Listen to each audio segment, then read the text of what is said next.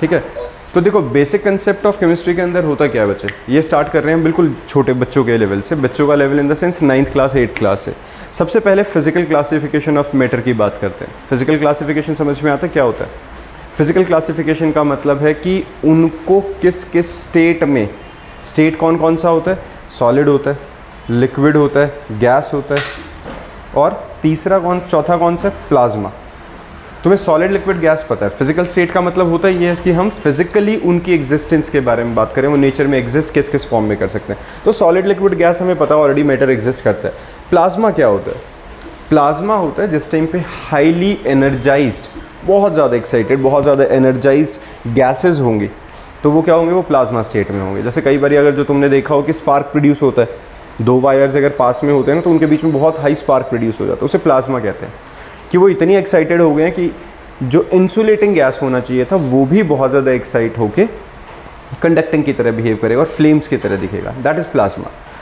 उसके बाद पांचवा आता है हमारे पास, तीसरा चौथा तो ठीक है अपना सॉलिड हो गया, लिक्विड हो गया, गैसेस हो गया, चौथा प्लाज्मा हो गया। पांचवा आता है हमारा बोस-आइंस्टाइन कंडेंसेट। बोस-आइंस्टाइन कंडेंसेट क्या है? बोस भाई साहब ये हमारे इंडियन साइंटिस्ट था, आइंस्टाइन के साथ मिलकर किया था। इन्होंने बोला था कि अगर हम किसी सर्टेन सिचुएशन में गैस को बहुत लो टेम्परेचर पे ले आएँ, बहुत ही लो टेम्परेचर पे, तो गैस के जो पार्टिकल्स हैं वो ऑलमोस्ट फ्रीज कर जाएंगे उसी वक्त। तो वो है कि गैसेस कंडेंसेट कर गई पर लिक्विड नहीं बनी है, सॉलिडिफाई हो गई है उसी में। मतलब समझ रहे हो, गैस के मॉलिक्यूल्स यहीं के यहीं रुक गए सारे, तो उसकी डेंसिटी तो गैसेस वाली है लेकिन वो एक रिजिड शेप में आ गया, तो हम उसे क्या कहेंगे कि वो बोस-आइंस्टाइन कंडेंसेट है। ये बस नाम पता होने चाहिए कि 5 स्टेट ऑफ मैटर्स कौन कौन से हैं। फिजिक्स सॉलिड्स है, लिक्विड है, गैसेस है, प्लाज्मा है और बोस-आइंस्टाइन कंडेंसेट है। अब मैटर को जब हम, ये जो मैं बता रहा हूँ ना बच्चे, ये सारा 9th क्लास में तुमने ऑलरेडी किया हुआ है। मैटर क्या होता है? Matter is something which have mass and occupy space, है ना। मैटर क्या होता है? Something which have mass and occupy space, that is matter. Matter अब दो तरह का, प्योर सब्सटेंस होगा या मिक्सचर होगा। अब प्योर सब्सटेंस का मतलब क्या होता है? Which have fixed composition, which have fixed composition. भाई प्योर सब्सटेंस का मतलब क्या होता है? मैं कहता हूँ भाई ये प्योर मिल्क है, मतलब इसमें पानी कम है, इसमें एक्स्ट्रा फालतू की चीज़ें और नहीं है। ऐसा तो नहीं है देखो। लेकिन एक बात बताओ, अगर किसी को पता हो कि हम जब खोआ निकालते हैं, मतलब जिस टाइम पे मिठाई वगैरह बनाते हो, तो हम दूध को गर्म करते होते हैं, एक्सट्रीमली गर्म करते हैं, और उसकी डेंसिटी बढ़ती रहती है, उसमें मलाई आती है, फैट आता है, सब कुछ अलग निकलना शुरू हो जाता है। मतलब वाटर के कंटेंट में कमी आ जाती है, तभी वो थिक होता जा रहा है और उसकी वॉल्यूम कम होती जा रही है। मतलब पानी तो प्योर दूध में भी था ही, वाटर कंटेंट तो वहाँ पे भी था, बट द थिंग इज कि एक फिक्स अमाउंट में था। हम कहेंगे ये दूध इम्प्योर हो गया, क्यों? उसमें एक्स्ट्रा पानी मिल गया। तो इम्प्योरिटी का मतलब होता है कि हम कॉम्पोजिशन को फिक्स नहीं रख रहे हैं। कभी कोई कॉम्पोजिशन आ गई, कभी कोई आ गई, कभी किसी एक सर्टेन चीज़ की वैल्यू बढ़ा दी, कभी किसी एक सर्टेन चीज़ की वैल्यू घटा दी, तो वो क्या होता है? वो इम्प्योर हो जाता है। वो मिक्सचर की तरह हम उसे यूज़ करते हैं जिसमें हमारी मन मर्जी है। अब जैसे मैं चाय बना रहा हूँ, मेरी मर्जी है उसे ज़्यादा मीठा बनाना, उसे ज़्यादा फीका बनाना, उसमें दूध ज़्यादा रखना, उसमें पत्ती ज़्यादा रखनी है, तो दैट विल बी मिक्सचर। लेकिन अगर मैं प्योर वाटर मॉलिक्यूल की बात करूँ, प्योर वाटर मॉलिक्यूल, तो प्योर वाटर मॉलिक्यूल का मतलब, अगर जो मैंने बोल दिया है कि यहाँ पे H2O है, तो हर एक ऑक्सीजन के रिस्पेक्ट में 2 हाइड्रोजन ही होंगे, इसमें कभी कोई बदलाव नहीं आ सकता ना। मैं क्या बात कर रहा हूँ? अगर मैंने बोल दिया यहाँ पे कि भाई वाटर मॉलिक्यूल है, तो वाटर मॉलिक्यूल में with respect to single atom of oxygen there will always be 2 atoms of hydrogen. यही रहेगा, एक ऑक्सीजन के आटम के लिए 2 हाइड्रोजन के आटम रहेंगे ही रहेंगे। अब मैं बोलूँ कि नहीं भाई आज एक काम करते हैं, आज मेरे पास हाइड्रोजन थोड़े कम है, तो हाइड्रोजन कम है, तो इसका मतलब क्या हुआ कि हम थोड़ा सा वो रख लेते हैं, हाइड्रोजन कम करके मैं HO लिख लूँ। क्या ये वाटर मॉलिक्यूल होगा? ये बनेगा ही नहीं, है ना। तो ये कुछ और बन जाएगा। तो वाटर मॉलिक्यूल तभी होगा जब ये कॉम्पोजिशन फिक्स रहने वाली है हमारी। क्लियर है? ठीक है मंशा, 1 मिनट पॉज करना बच्चा। हेलो, हाँ जी। तो ना हमारे पास अब जो वाटर मॉलिक्यूल का कंसेप्ट समझ में आया, तो मेरी मर्जी से मैं एक हाइड्रोजन को घटा के एक ऑक्सीजन को बढ़ा दूं या ऑक्सीजन को घटा के हाइड्रोजन को बढ़ा दूं, ऐसा तो नहीं कर सकते ना। तो ये प्योर वाटर रहेगा ही नहीं। तो प्योर वाटर का मतलब हुआ जब वाटर में हाइड्रोजन और ऑक्सीजन हमेशा एक फिक्स कॉम्पोजिशन में रहेंगे। फिक्स कॉम्पोजिशन मतलब for every oxygen there will be 2 hydrogen, तो उसको हम क्या कहेंगे भाई? वो प्योर है। क्लियर है? प्योर और मिक्सचर का फर्क समझ में आ गया बच्चा? ठीक है ना। तो अब इसके अंदर प्योर सब्सटेंस जिसकी फिक्स्ड कॉम्पोजिशन है, और फिक्स्ड कॉम्पोजिशन में सबसे पहला हमारे पास आता है एलिमेंट्स। अब एलिमेंट्स क्या होते हैं? Which contain only one kind of particle, भाई एक ही तरह का पार्टिकल, जैसे H2, Cl2, O2, N2। समझ में आ रही है मैं क्या बात बोल रहा हूँ? जहाँ पर सिर्फ एक ही तरह का पार्टिकल है। जैसे अब अगर मैं क्लोरीन गैस की बात करता हूँ, दोनों क्लोरीन क्लोरीन थे। ऑक्सीजन गैस की बात कर रहा हूँ, दोनों ऑक्सीजन ऑक्सीजन। तो ये हमारे पास क्या कहेंगे बच्चा? एलिमेंट्स। प्योरेस्ट फॉर्म है, लेकिन दोनों के दोनों जो एटम्स है, जो मॉलिक्यूल को बना रहे हैं, वो सिमिलर रहने चाहिए, तो उसको एलिमेंट कह देते हैं। ठीक है ना, पता चल गया। और अगर जो मैं मॉलिक्यूल की बात करता हूँ या कंपाउंड की बात करता हूँ, तो कंपाउंड ऐसा होता है जिसके अंदर डिफरेंट भी चल जाएंगे। Contains more than one type of particle but in the fixed ratio. Water का एग्जाम्पल लगा लो, तो वो मॉलिक्यूल या कंपाउंड कहलाएगा। क्लियर है? जो हम एलिमेंट्स की बात कर रहे हैं, उनके अंदर मेटल्स होंगे, नॉन मेटल्स होंगे, मेटलॉइड्स होंगे। मेटल नॉन मेटल पता है? मेटलॉइड्स जो दोनों की मिलीजुली प्रॉपर्टीज पोजेस करते हैं, दैट इज मेटलॉइड्स। कंपाउंड्स में इनऑर्गेनिक कंपाउंड्स होंगे, जो कोई मिनरल ओरिजिन होगा। मिनरल मतलब इनऑर्गेनिक कंपाउंड्स मिनरल्स में से निकाले जाते हैं। मिनरल्स मेनली क्या है? नॉन लिविंग थिंग है, जो हमें यहाँ पत्थरों से मिल रहा है, पहाड़ों से मिल रहा है, ज़मीन से मिल रहा है, that is non living thing. Organic compounds क्या होते हैं? जो हमारे एनिमल और प्लांट से मिल रहा है, हमें लिविंग थिंग्स में से मेनली मिलता है, उनको हम ऑर्गेनिक कंपाउंड्स कहते हैं। और जो नॉन लिविंग में से मिल रहा होता है, उसे हम इनऑर्गेनिक कंपाउंड कह रहे होते हैं। क्लियर है ये वाली बात? इसके बाद आता है बच्चा हमारे पास, जब हमने मिक्सचर की बात करी, अब मिक्सचर में क्या होता है? जिसके अंदर वेरिएबल कॉम्पोजिशन। वेरिएबल कॉम्पोजिशन मतलब अलग अलग तरीके से हो सकता है। इसमें भी दो तरह की चीज़ें हैं, अलग अलग तरीके से हो सकता है का मतलब क्या था कि अकॉर्डिंग टू द रिक्वायरमेंट मैं सॉल्यूट और सॉल्वेंट की परसेंटेज को बढ़ा घटा सकता हूँ। कभी मैंने पानी ज़्यादा कर दिया, कभी मैंने दूध ज़्यादा कर दिया, कभी मैंने चीनी ज़्यादा कर दी, कभी मैंने पत्ती ज़्यादा कर दी। तो ओवरऑल मेरी मर्ज़ी के हिसाब से हो रहा है ना, तो वो मिक्सचर है जिसकी कॉम्पोजिशन कोई फिक्स नहीं है, वेल डिफाइंड नहीं है। अब इसमें दो तरह के होते हैं, उसमें भी होमोजीनियस मिक्सचर और हेट्रोजीनियस। देखो होमो का नाम समझ में आता है, होमो का मतलब होता है सेम, है ना, सेम सेम होते हैं जिस टाइम पे वो होमो होता है। तो होमोजीनियस में यूनिफॉर्म कॉम्पोजिशन थ्रू आउट, मतलब अगर मेरे पास ये पानी के अंदर मैंने नमक घोल दिया है, मैंने इसके अंदर लिया और इसके अंदर नमक घोल दिया, अब हो क्या रहा है? मैं पहली सिप लूँगा, दूसरी सिप लूँगा, तीसरी लूँ या लास्ट का लूँ, भाई एंड तक आते आते जब जैसे जैसे मैं पानी को टेस्ट करूँगा, मुझे हर टेस्ट में बिल्कुल हर पानी की घूंट के अंदर सेम टेस्ट आएगा। ऐसा तो नहीं है ना कि ऊपर नमक ज़्यादा लगे नीचे नमक कम लगे, या ऊपर ज़्यादा कम लग जाए नीचे ज़्यादा लग जाए, ऐसा होना नहीं चाहिए। एक चुटके नमक डालेंगे, ढंग से शेक करेंगे, यूनिफॉर्मली डिस्ट्रीब्यूट हो गया, पूरा बराबर बराबर घुला है, तो उसको हम क्या कहेंगे कि होमोजीनियस मिक्सचर हो गया। ठीक है, चीनी में भी यही होता है अगर जो हम ढंग से घोल दें। लेकिन कई बार क्या होता है, अगर जो ठंडे दूध में चीनी घोलने की कोशिश करोगे और ढंग से स्टिर नहीं करोगे, तो क्या होता है? ऊपर फीका फीका, नीचे थोड़ा मीठा, और लास्ट में आते हैं तो बिल्कुल ही ज़्यादा मीठा हो जाता है। होता है ना कई बार जब नीचे ही चीनी बैठी हुई मिल जाती है बल्कि, तो वो हेट्रोजीनियस है। हेट्रोजीनियस मतलब अलग अलग जगह पर अलग अलग कॉम्पोजिशंस मिल रही हैं हमें, तो दैट इज़ हेट्रोजीनियस। जैसे कई बार अगर जो हम मान लो क्या करें, कोई कोलाइडल डाल दो, कोई रेत वगैरह डाल दो, मिट्टी डाल दो पानी में, तो वो मिट्टी को अगर हम ध्यान से ऑब्जर्व करेंगे, मिट्टी नीचे सेटल डाउन ज़्यादा होने लग जाती है, ऊपर थोड़ी कम होगी, तो ऊपर लाइट ब्राउनिश, फिर डार्क ब्राउनिश, और लास्ट में तो पूरी मिट्टी। तो ये क्या होगा? वेरिएबल कॉम्पोजिशन होगी पानी में लेयर के हिसाब से, तो उसको हम क्या कहेंगे? वो हेट्रोजीनियस मिक्सचर आ गया। क्लियर है ये? तो non uniform composition through out और कोलाइड्स, अलॉय, ये सब इसके एग्जाम्पल होते हैं। डन है बच्चा? फिर आता है हमारे पास एक वर्ड टेम्परेचर। टेम्परेचर पता है सबको क्या होता है? It is degree of hotness और कूलनेस। भाई कोई चीज़ कितनी ज़्यादा गर्म है, कोई चीज़ कितनी ज़्यादा ठंडी है, दैट इज़ टेम्परेचर। तो इसको डिग्री ऑफ हॉटनेस या डिग्री ऑफ कूलनेस कहेंगे। अब डिग्री ऑफ हॉटनेस और कूलनेस के अकॉर्डिंगली अगर मुझे उसको टेम्परेचर को डिफाइन करना है, बताना है, तो मुझे उसकी कोई स्टैंडर्ड यूनिट चाहिएगी। तो यहाँ पर 3 स्टैंडर्ड यूनिट्स हैं हमारे पास। कौन कौन सी हैं? पहली है हमारे पास सेल्सियस, फिर केल्विन और फिर डिग्री फ़ारेनहाइट। केल्विन जो होती है वो हमारी एसआई यूनिट होती है। तो 3 यूनिट क्या क्या है हमारे पास? डिग्री सेल्सियस, फिर उसके बाद डिग्री सेल्सियस के बाद हमारे पास आता है केल्विन, फिर आता है फ़ारेनहाइट। तो केल्विन जो हमारे पास है वो टेम्परेचर की एसआई यूनिट है। ये याद रखना, ये पूछ लिया जाता है कि what is the SI unit of temperature, तो हमें याद होना चाहिए केल्विन है। हम अदरवाइज़ धोखे में ज़्यादातर को डिग्री सेल्सियस लग रहा होता है, क्योंकि इंडिया में ज़्यादातर टेम्परेचर्स को हम डिग्री सेल्सियस में ले रहे होते हैं, जबकि केल्विन एक एसआई यूनिट है उसकी। अब इनका रिलेशन क्या है?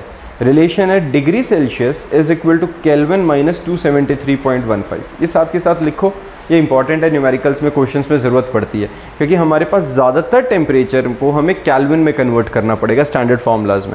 तो उसके अंदर हमारे पास केल्विन में जब कन्वर्ट करेंगे तो kelvin is equal two degree Celsius plus 273.15। ठीक है, जैसे कि अगर जो 0 डिग्री सेल्सियस है तो हमारे पास केल्विन में उसे क्या लिखेंगे, 273.15 plus 0, that will B 273 only. अगर 10 डिग्री सेल्सियस है तो इसमें 10 ऐड कर देंगे तो 283.15 होएगा। अगर 20 डिग्री सेल्सियस है तो इसमें 20 ऐड कर देंगे तो 293.15 केल्विन हो जाएगा। समझ में आई है? तो ये हमारा रिलेशन है इससे। सेक्शन बच्चे समझ में आ रहा है ये वाला पार्ट? Yes sir. ठीक है, तो at -273.15 degree Celsius, at -273.15 degree Celsius, तो अगर मैं यहाँ पर ऊपर वाले फॉर्मूला में डिग्री सेल्सियस में इस पॉइंट पर -273 अगर डाल देता हूँ, -273.15, तो केल्विन में क्या आएगा, -273.15 लगा के ये 0 आ जाएगा। इस वक्त इस टेम्परेचर को हम कहते हैं एब्सोल्यूट ज़ीरो। इसको क्या कहते हैं, एब्सोल्यूट ज़ीरो, जब 0 केल्विन आ जाए। वैसे ये हाइपोथेटिकल टेम्परेचर है, हम ये मानते होते हैं कि भाई it is impossible to attain absolute zero, बहुत मतलब है ही नहीं, मुमकिन ही नहीं है कि हम एब्सोल्यूट ज़ीरो टेम्परेचर तक लेके जा सकें। बट अगर चला जाए तो यही लीस्ट वैल्यू होगी किसी टेम्परेचर की, इसके नीचे नहीं जा सकते हम। और तो -273.15 डिग्री सेल्सियस और 0 kelvin is absolute zero. Clear है? इसके बाद आता है वो डिग्री फ़ारेनहाइट के अंदर रिलेशन। तो degree Celsius is equal to 5/9 F-32 और फ़ारेनहाइट कैन बी रीअरेंज किया 9/5 डिग्री सेल्सियस प्लस 32। ये रिलेशन लिख लो बच्चा। ये जो हमारे पास रिलेशन है, ये रिलेशन अपने पास डिग्री फ़ारेनहाइट के और डिग्री सेल्सियस के बीच की है। क्लियर है? अगर हमें फ़ारेनहाइट को सेल्सियस में कन्वर्ट करना है तो ये वाला लगा देंगे फ़ारेनहाइट की वैल्यू, अगर सेल्सियस को फ़ारेनहाइट में करना है तो ये वाला हमारा रूल लगा देंगे। क्लियर है बात? ठीक है ना बच्चा? तो ये हमारे पास फॉर्मूलाज लिख लो, बहुत सिंपल से हैं। इसके कुछ न्यूमेरिकल्स हैं, ये सिंपल से 25 डिग्री को फ़ारेनहाइट में कन्वर्ट करना, 35 डिग्री को फ़ारेनहाइट में करना, तो डायरेक्ट वैल्यू डालनी है। 25 डिग्री यहाँ डाल दो, 5 5 जा 25, 5 × 9 45 प्लस 32, जो भी हमारा रिजल्ट आएगा 77 विल बी आवर आंसर, है ना? तो ये जो जैसे क्वेश्चन के अंदर है 25 को फ़ारेनहाइट में कन्वर्ट करना, तो डायरेक्ट सेल्सियस में वैल्यू ही डालनी है, बस 25 सॉल्व करेंगे आंसर आ जाएगा। क्लियर है? कर लोगे बच्चे ये? ठीक है, जो बहुत बेसिक से ईजी से न्यूमेरिकल्स हैं वो मैं होमवर्क के लिए देता चलूँगा। डाउट होंगे तो हम नेक्स्ट क्लास में ऐसे डाउट ले लूँगा मैं। ठीक है, ये PDF में पूरी भेज ही दूँगा तो उसमें तुम्हें मिल भी जाएंगे, पर ये सारे क्वेश्चंस करने हैं जितने बीच में आएंगे। डन। अब आएगा हमारे पास लॉ ऑफ केमिकल कॉम्बिनेशन। ये भी हमने छोटी क्लास में थोड़ा बहुत पढ़ा हुआ है। लॉ ऑफ केमिकल कॉम्बिनेशन में हमारे पास सबसे पहला आता है बच्चा law of conservation of mass. Law of conservation of मास बचपन से पढ़ा हुआ है हमने। क्या? Total mass is conserved, mass can neither be created nor be destroyed, है ना? तो total mass is always conserved in a chemical reaction, मतलब जितना मैं रिएक्टेंट्स में डालूंगा वो सारा ही प्रोडक्ट बनेगा, वो बीच में कहीं गायब नहीं हो सकता है, ना घट सकता है ना वो बढ़ सकता है। जितना अगर मैंने 10 ग्राम का रिएक्टेंट डाला है तो 10 ग्राम का ही प्रोडक्ट बनेगा, 15 ग्राम का डाला है तो 15 ग्राम के ही मिला जुला के प्रोडक्ट्स की वैल्यू होगी। क्लियर है? तो this is law of conservation of mass. Mass और matter can neither be created nor be destroyed but can be converted into another. Sum of the masses of reactant is equal to sum of the masses of product. ठीक है, तो जितना हमने reactants का मास डाला था वही सारा का सारा प्रोडक्ट में बनेगा। क्लियर बात है? सिंपल से इसके न्यूमेरिकल्स हैं, ये बहुत बेसिक सा ही न्यूमेरिकल है जो हमारे पास है। फिर मैं बता रहा हूँ भाई, अपना अटेम्प्ट करके रखना, डाउट्स होंगे तो क्लास में डिस्कस करेंगे। फिर नेक्स्ट आता है law of definite proportion. Law of definite proportion ने क्या बोला हुआ है बच्चे? लॉ ऑफ डेफिनेट प्रोपोर्शन के अकॉर्डिंगली आता है हमारे पास a pure chemical compound always contain same elements combined together in definite proportion by weight. जैसा मैं अभी तुम्हें वाटर मॉलिक्यूल का प्योर कंपाउंड को, प्योर मैटर को समझाने के लिए बता रहा था, सेम वही यहाँ बोला है। लॉ ऑफ डेफिनेट प्रोपोर्शन क्या बोला इन्होंने? That a pure chemical compound always contain same element. जैसे वाटर का एग्जाम्पल लो भाई, वाटर में मेरी मर्जी से मैं हाइड्रोजन की जगह लिथियम नहीं लिख सकता, ऑक्सीजन की जगह क्लोरीन या सल्फर नहीं लिख सकता ना। अगर वो वाटर है तो it has to be 2 hydrogen combining with 1 oxygen only, उसका ऑल्टरनेट नहीं है अपने पास, और हमेशा वो एक डेफिनेट प्रोपोर्शन में होंगे 2:1। 2 हाइड्रोजन 1 ऑक्सीजन से, उसको बदल ही नहीं सकते हम। तो इसको क्या कहते हैं बच्चे हम? Law of definite proportion. Clear है? तो लॉ ऑफ डेफिनेट प्रोपोर्शन के अकॉर्डिंगली हमारे पास क्या आ गया, अपने पास आ गया that pure chemical compounds always contain same element combined together in the same definite proportion by wait. Clear बात है ये? ठीक है। जैसे अगर जो मैं फिर वही एग्जांपल बार बार बोल रहा हूँ, वाटर का एग्जांपल लेके चलो दिमाग में, 2 ग्राम हाइड्रोजन 16 ग्राम ऑक्सीजन से कंबाइन होंगे तो 1 मोल ऑफ वाटर मॉलिक्यूल की फॉर्मेशन हो जाएगी। क्लियर है ये? अब आता है लॉ ऑफ मल्टीपल प्रोपोर्शन। ये भी उसी के तरह मिलता जुलता सा है। यहाँ पे लॉ ऑफ मल्टीपल प्रोपोर्शन में क्या है, if 2 elements can combine to form, if 2 elements can combine to form more than one compound, if 2 elements can combine to form more than one compound, the mass of one element combined with fixed mass of other element are in the ratio of small whole numbers। मतलब क्या हुआ, 2 ग्राम 16 ग्राम से मिला 18 gram water बना, बहुत बढ़िया। 2 ग्राम 32 gram oxygen से मिला तो 34 ग्राम हाइड्रोजन पर ऑक्साइड बना। तो ये हमेशा हमारे पास किस तरीके से रहेगा बच्चा, ये हमेशा जो कॉम्बिनेशन रहेगा ये होल नंबर्स में रहेगा, ये कभी फ्रैक्शंस में नहीं निकल के आएगा। जो कंबाइनिंग का वे है ये सारा हमारे पास क्या रहेगा, होल नंबर में रहेगा, कभी भी हमारे पास ये फ्रैक्शंस में नहीं आने वाला। क्लियर है ये बात? किसी को परेशानी इससे? ठीक बात। नेक्स्ट आता है law of reciprocal proportion. Law of reciprocal या लॉ ऑफ इक्विवेलेंट प्रोपोर्शन में क्या रहेगा, when 2 different elements combine separately, 2 अलग अलग एलिमेंट्स, यहाँ से हमारे पास सल्फर है, यहाँ से ऑक्सीजन है, सल्फर भी मतलब मान लो ऐसा कर लो, हाइड्रोजन के साथ सल्फर भी रिएक्ट कर जाए, हाइड्रोजन के साथ ऑक्सीजन भी रिएक्ट कर जाए, अलग अलग 2 कंपाउंड बनाएंगे। तो 2 अलग अलग एटम्स, 2 अलग अलग एलिमेंट्स एक सेम तरह के एटम या एलिमेंट से कंबाइन करेंगे तो उसके अंदर क्या होगा, with a fixed mass of third element the ratio in which they do so will be same or some simple multiple ratio in which they combine with each other। अब इसका example फिर से समझो, क्या बोलना चाहता हूँ मैं हूँ और यहाँ पे एक और कोई टीचर है और यहाँ पे एक स्टूडेंट है। भाई मैं स्टूडेंट के साथ रिएक्ट कर रहा हूँ, बॉन्ड बना रहा हूँ, ठीक है। अब सेम स्टूडेंट के साथ मान लो एक दूसरा टीचर रिएक्ट कर रहा है, बॉन्ड बना रहा है। अब ऑब्वियस ही बात है इनका तरीका अलग होगा, मेरा तरीका थोड़ा बहुत अलग होगा। चांसेस हैं पहली बात तो वो तरीका सेम होना चाहिए, मतलब बाय प्रोपोर्शन हम सेम तरीके से होने चाहिए। और अगर मान लो ऐसा हो कि मैं जिस टाइम पे मान लो मैं ऑक्सीजन हूँ, मैं हाइड्रोजन के साथ कंबाइन कर रहा हूँ तो H2O की फॉर्म में कर रहा हूँ, सल्फर जब हाइड्रोजन के साथ कंबाइन करेगा तो वो क्या बनाएगा, SO2। अब इसमें क्या है, SO2 नहीं, पहले वो देखो H2O हाइड्रोजन के साथ ऑक्सीजन ने कंबाइन होते हुए बनाया, सल्फर ने H2S बनाया, सल्फर ने क्या बनाया, H2S। इसको ध्यान से समझो एक बारी। अब जब ये H2O बनाया तो 2 हाइड्रोजन, मतलब 2 ग्राम हाइड्रोजन 16 ग्राम ऑक्सीजन से कंबाइन हुआ कि नहीं, है ना। ऑक्सीजन का मास 16, हाइड्रोजन का 2, यहाँ पे हाइड्रोजन का मास 2, सल्फर का मास कितना, 32। सल्फर का मास कितना, 32। अब एक बात देखो, हाइड्रोजन और सल्फर का रेशियो कितना आया, 2:32, 1:16। ऑक्सीजन के केस में क्या आया, 1:8। तो एक बात बताओ ज़रा, यहाँ पर 16 और 8 दिख रहे हैं, मेन इन पे ध्यान दो। तो इनको अगर मैं रेशियो में लूँगा तो 2:1 बना कि नहीं, बना ना 2:1। मतलब एक सल्फर के लिए 2 ऑक्सीजन की ज़रूरत पड़नी चाहिए हमें, यही हो ना। 2:1 का मतलब क्या हुआ कि 2:1 में कंबाइन होने का मतलब हुआ कि जितना मास हमारे पास है एक सल्फर के लिए उससे डबल ऑक्सीजन की हमें ज़रूरत पड़ रही है। मतलब सल्फर का मास अगर 32 ग्राम लगा था, ऑक्सीजन का अगर 16 लगा था, तो 2:1 आया, तो 32 ऑक्सीजन का मतलब सल्फर का और ऑक्सीजन का 2:1 के हिसाब से यहाँ पे हमने 2 ऑक्सीजन लिए जो कि 32 के इक्वल आएगा, और फिर ये कंबाइंड रेशियो 1:1 बनेगा। समझ रहे हो ये? पता चला मैंने क्या बोला? फिर से बताता हूँ बच्चा, रिपीट करता हूँ, सुनो। मैंने क्या बताया है, पहला तो एक चीज़ ध्यान रखो कि कंपाउंड कैसे बनेगा। मैं फिर से एक बार बता रहा हूँ, सुनो। हमारे पास है बच्चा हाइड्रोजन, हाइड्रोजन के साथ सल्फ़र ने रिएक्ट किया।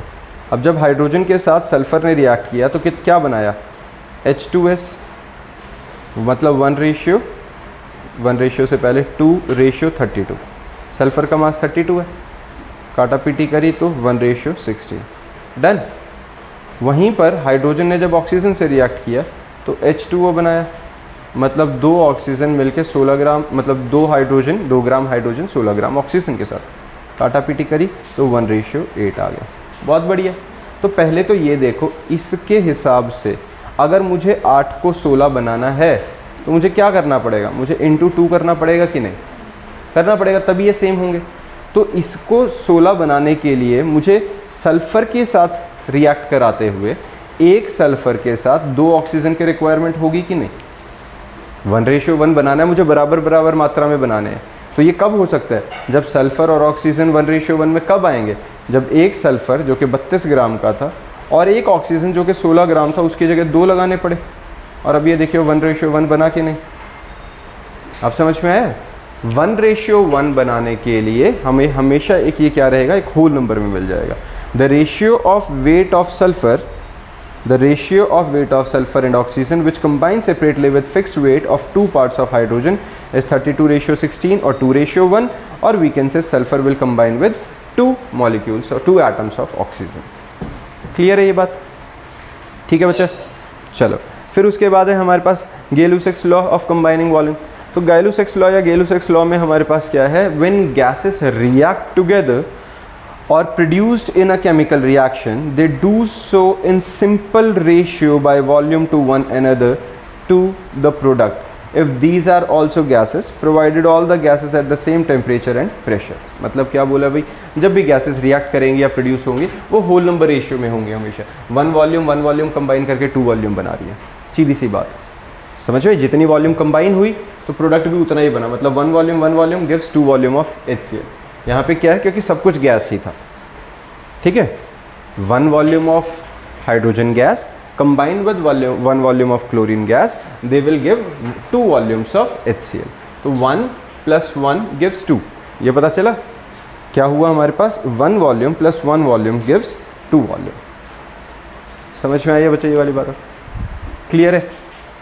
चलो अब यहाँ पे आता है homoatomic molecules made up of atoms of same elements, that is homoatomic. Heteroatomic molecules are made up of atoms with different element, H2, HCl and CO2 etcetera. नाम से समझ में आ रहा है होमो और हेटेरोएटॉमिक। फिर आता है बच्चे हमारे पास एटॉमिक मास। एटॉमिक मास क्या होता है अपने पास, एवरेज मास ऑफ एलिमेंट।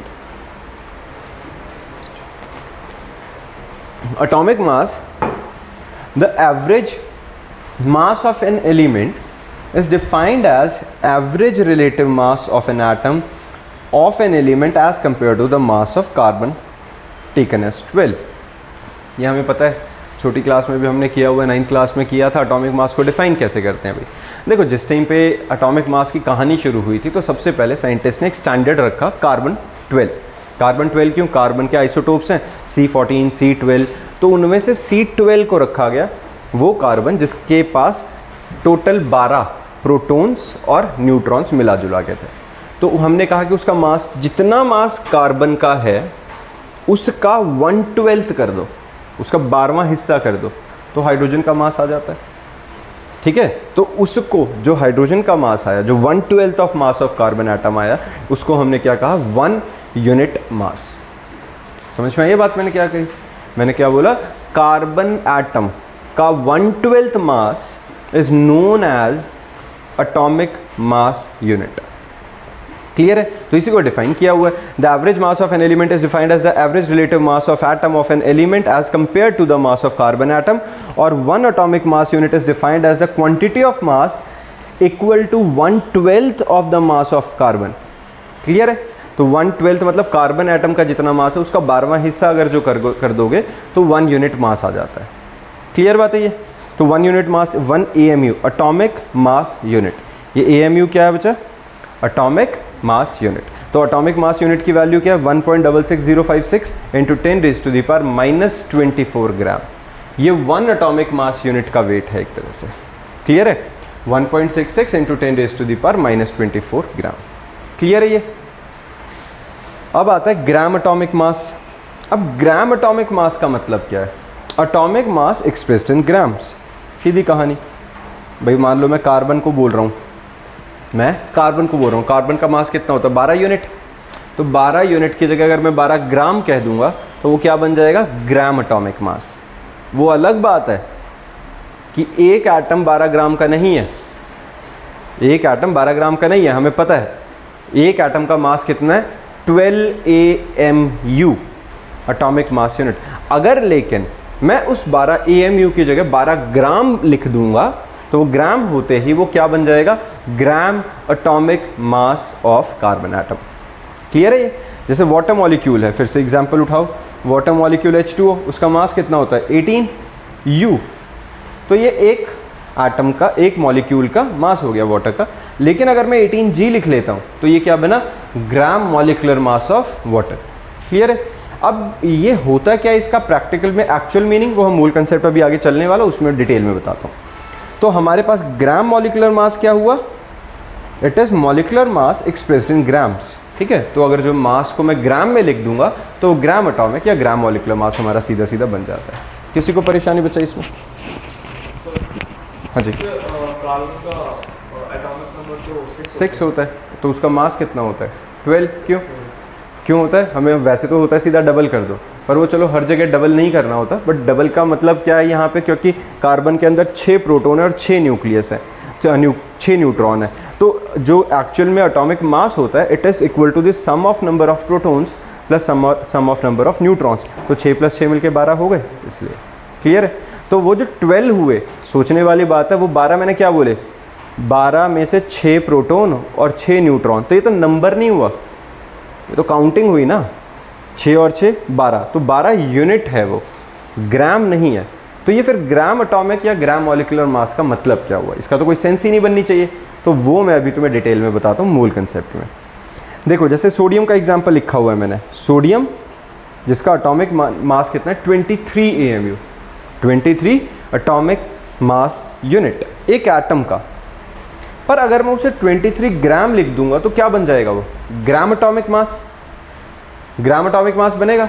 अब मुझे एक बात बताओ भाई, एटम पता है हमें कितना बड़ा होता है, कितना बड़ा होता है, बहुत ही छोटा, बड़ा तो कहना ही बहुत अजीब है उसे, इतना छोटा, इतना छोटा, इतना छोटा कि शायद दुनिया के बहुत बड़े बड़े, बहुत स्ट्रॉन्ग से माइक्रोस्कोप के थ्रू भी हम एटम नहीं देख पाते। तो बहुत एक स्पेशल तरीके से कुछ डिज़ाइन करके साइंटिस्ट उस एटम को विजुलाइज करने की कोशिश करते हैं। 100% तो फिर भी बिल्कुल क्लियर इमेज हमारे पास नहीं है। तो इतने छोटे एटम का मास ग्राम में हो सकता है? मैं बोल रहा हूँ 23 ग्राम। अगर मैंने सोडियम लिख दिया था तो सोडियम का मास है 23 AMU। अब मैं वहाँ AMU हटा के मैंने G लिख दिया, मतलब 23 ग्राम। क्या 23 ग्राम का कोई एक एटम हो सकता है? अगर 23 ग्राम का एक एटम हो, मान लो मैंने हाथ में चुटकी भर सोडियम रख लिया, बिल्कुल चुटकी भर, उस चुटकी भर के अंदर कितने सारे करोड़ों एटम होंगे, समझ लो, इतना छोटा है ना वो। तो अगर जो मैं उसको थोड़ा सा भी हाथ पे कोई रखूंगा तो करोड़ों एटम को 23 ग्राम से मल्टीप्लाई करो, मेरे हाथ को नीचे दबा देगा वो। थॉर का हैमर हो गया वो वाला म्योनेर, इतना भारी हो गया वो, तो क्यों हिलेगा भी नहीं, समझ रहे हो? तो वो इतना तो नहीं है, हमें पता है भाई, मैं नमक खा रहा हूँ, NaCl सुबह सुबह खा के आया हूँ, तो इतना भारी तो कुछ नहीं था। पानी पी रहा हूँ, वाटर मॉलिक्यूल है उसके अंदर। अब मैं ये, मेरे पास पानी की बॉटल है, इस बॉटल के अंदर कितने हैं, मतलब करोड़ों मॉलिक्यूल्स हैं, वाटर मॉलिक्यूल, करोड़ तो बहुत कम बोल रहा हूँ, उससे बहुत ज़्यादा मॉलिक्यूल्स हैं। अब एक मॉलिक्यूल का वेट अगर 18 ग्राम होता तो into that number of molecules इसका वेट तो बहुत ही भारी हो जाना चाहिए था, है ना? मैं उठा ही नहीं पाता। तो मैं इतना स्ट्रॉन्ग तो नहीं हूँ कि इतना कुछ भारी उठाऊँ। इसका मतलब ये हल्की चीज़ है, हल्की चीज़ है। तो फिर अगर ये हल्की है तो फिर ये ग्राम मॉलिक्यूलर मास या ग्राम एटॉमिक मास का क्या कंसेप्ट है? यहाँ हमारा शुरू होता है बच्चे मूल कंसेप्ट। क्या होता है? मूल कंसेप्ट। बहुत रेलेवेंट, बहुत इंपॉर्टेंट चीज़। अब मोल कंसेप्ट को समझने के लिए हम सबसे पहले एक चीज़ की तरफ चलते हैं बच्चा, डजन। हमने डे टू डे लाइफ के अंदर डजन पढ़ा हुआ है। हाँ जी बच्चा, भाई साहब दर्जन पता है? डजन नहीं पता? दर्जन क्या होते हैं? केले खरीदने जाते हो, कैसे खरीदते हो? ये बोलते हो 2 किलो दे दो। दर्जन मतलब 12। सीधी बात है ना। हम मेनली किलो का एग्जांपल क्यों ले रहे हैं? क्योंकि ज़्यादातर हम केले ही दर्जन के हिसाब से लेते हैं। सब्जी वगैरह हम किलो वगैरह में ले लेते हैं, पर केले गिनती के लेते हैं। जब हम कहते हैं कि 1 दर्जन केले ले लो, क्या हम ये कह रहे होते हैं कि नहीं, अगर बड़े वाले हैं तो दर्जन में 12 डाल दो, छोटे वाले हैं तो 6 डाल दो? जब हम कहते हैं कि मान लो, एक एग्जांपल और लेता हूँ, बहुत कॉमन है, हमेशा से यही एग्जांपल लेके मैं मूल कंसेप्ट करा रहा हूँ। मान लो, ठीक है, मान लो तुम गए शॉप पे, तुम्हारी मम्मी ने बोला कि भाई अखबार में रेट देखा, दुकान वाले ने ऐड डाली हुई थी, उसने देखा 60 रुपये के दर्जन केले मिल रहे हैं शॉप पे, साथ वाली दुकान पे। तुम्हारी मम्मी ने तुम्हें 60 रुपये दिए और जाके बोला बेटा 60 रुपये के दर्जन केले मिलेंगे, जाके ख़रीद लाओ, 60 रुपीज़ के डज़न केले। तुम गए दुकान पे, जाके तुमने उसे 60 रुपये दिए, बोले अंकल जी 1 डज़न केले दे दो। तो अंकल जी आए वहाँ से बाहर अंदर से जाके, और उनके पास अब इतने बड़े बड़े साइज़ के केले थे, बहुत हैवी साइज़ के, बड़े साइज़ के केले थे, और उन्होंने कहा बेटा साइज़ बहुत ज़्यादा बड़ा है तो इस हिसाब से 6 ही केले चढ़ेंगे दर्जन में, और ले जाओ। क्या ठीक किया उन्होंने? क्यों, क्या ठीक नहीं किया? तो केले बड़े होने से क्या मतलब, तेरे को प्रॉब्लम उसमें कि केले बड़े क्यों है? उससे प्रॉब्लम नहीं है कि 1 डज़न में 6 चढ़ रहे हैं। बताओ, डज़न में तो 12 होने चाहिए ना, साइज़ से क्या लेना देना, वो वहीं अटक गया, कहता केले बड़े हैं, केले बड़े हैं तो कहाँ का पेड़ है ना, अंडमान निकोबार में होते हैं सबसे बड़े साइज़ के केले का पेड़, है ना, वहाँ के हिसाब से याद रख लो। चलो अच्छा, मेरी बात सुनो, मुद्दे पे वापस आते हैं। भाई ये मत देखो कि केले का बड़ा साइज़ कहाँ से है, मुद्दे की बात तो असली तो वो ये चीटिंग कर रहा है कि उसने अखबार में रेट दिया है कि 1 डज़न केले मतलब 60 रुपये के, उसमें 1 दर्जन में मतलब 12 केले, तो चाहे उसका साइज़ बड़ा है छोटा है, बिल्कुल छोटा सा है, पहाड़ जितना बड़ा है, उससे कोई फ़र्क नहीं पड़ता। अगर मैं बोलता हूँ कि 1 डज़न हाथी, 1 डज़न एलिफेंट, क्या फ़र्क पड़ता है? कोई ये तो नहीं हुआ ना कि मैंने कहा 1 डज़न हाथी, हाथी का तो साइज़ बहुत बड़ा है, तो लो जी 2 हाथी हैं 1 डज़न के बराबर हो गए, ऐसा तो नहीं हुआ ना। अगर मैंने कहा 1 dozen elephant, that means 12 elephant. अगर मैंने कहा 1 dozen planet, that means 12 planets. मैंने कहा 1 डज़न यूनिवर्स, मतलब 12 यूनिवर्स। मैंने कहा 1 डज़न एटम, मतलब 12 एटम। 1 dozen molecule, 12 molecule. क्या कोई फ़र्क पड़ रहा है मैं किस तरह की चीज़ की बात कर रहा हूँ? नहीं ना। Irrespective of shape, irrespective of size, irrespective of nature, irrespective of property, किसी का कोई मतलब नहीं है। 1 डज़न का मतलब 12 है भाई, बात खत्म। It is just a numerical value, एक नंबर है वो गिनती का। 1 dozen boys, 1 dozen girls, 1 dozen classes, 1 dozen school, 1 dozen cities, 1 dozen planets, कोई फ़र्क नहीं पड़ रहा, हर बार 12 की गिनती आ रही है ना। एग्जैक्टली केमिस्ट्री में ऐसा ही हमारा होता है बच्चे, मोल। एग्जैक्टली इसी तरीके का रोल प्ले करता है अपने पास मोल। अब मोल का मतलब क्या हुआ? Mole is just a numerical value, और कुछ नहीं है इससे बड़ा। ये क्या है? एक नंबर है 6.022 into 10 raise to the power 23। इसको कहते हैं Avogadro's number. Avogadro's number, this is mole. अब मोल का मतलब क्या हुआ? ये एक नंबर है सिर्फ, और कुछ नहीं है इससे ज़्यादा। तो अगर मैं तुम्हें बोलता हूं कि 1 मोल ऑफ एलिफेंट लाओ, तो कितने हाथी लाओगे? 6.022 into 10 raise to the power 23 elephants. पूरे प्लैनेट पे है ही नहीं इतने, बट लगा लो, होते तो हम इतने सारे एलिफेंट लाते। मैंने कहा 1 मोल ऑफ हाइड्रोजन मॉलिक्यूल लेके आओ, तो इतने सारे हाइड्रोजन मॉलिक्यूल। मैंने कहा 1 मोल ऑफ वाटर मॉलिक्यूल लाओ, तो इतने सारे वाटर मॉलिक्यूल। समझ में आ रही है ये बात? क्या हमें फ़र्क पड़ रहा है हम किस चीज़ की बात करें? नहीं ना। जब मैंने बोला 1 मोल मतलब इतने नंबर के, इतने नंबर चाहिए, गिनती में इतनी चीज़ें चाहिए। उसकी प्रॉपर्टी क्या है, उनसे हमें कोई मतलब नहीं है। अभी समझ में आई? अगर सिर्फ ये इतनी ही छोटी बात थी तो इसकी इतनी इंपॉर्टेंस क्यों है? हमें पता है मोल कंसेप्ट के बिना तो पूरे केमिस्ट्री हिलेगी नहीं। तो इसमें अब वापस आते हैं अपने टॉपिक पे। भाई मैंने तुम्हें शुरू में एक बात कही कि मुझे पता है कि सोडियम एटम बहुत छोटी चीज़ है। अगर वो इतनी छोटी चीज़ है तो क्या उसका मास 23 ग्राम हो सकता है? हो ही नहीं सकता। एक अकेले छोटे से एटम का मास 23 ग्राम कैसे हो सकता है? वो तो फिर बहुत हैवी हो जाएगा।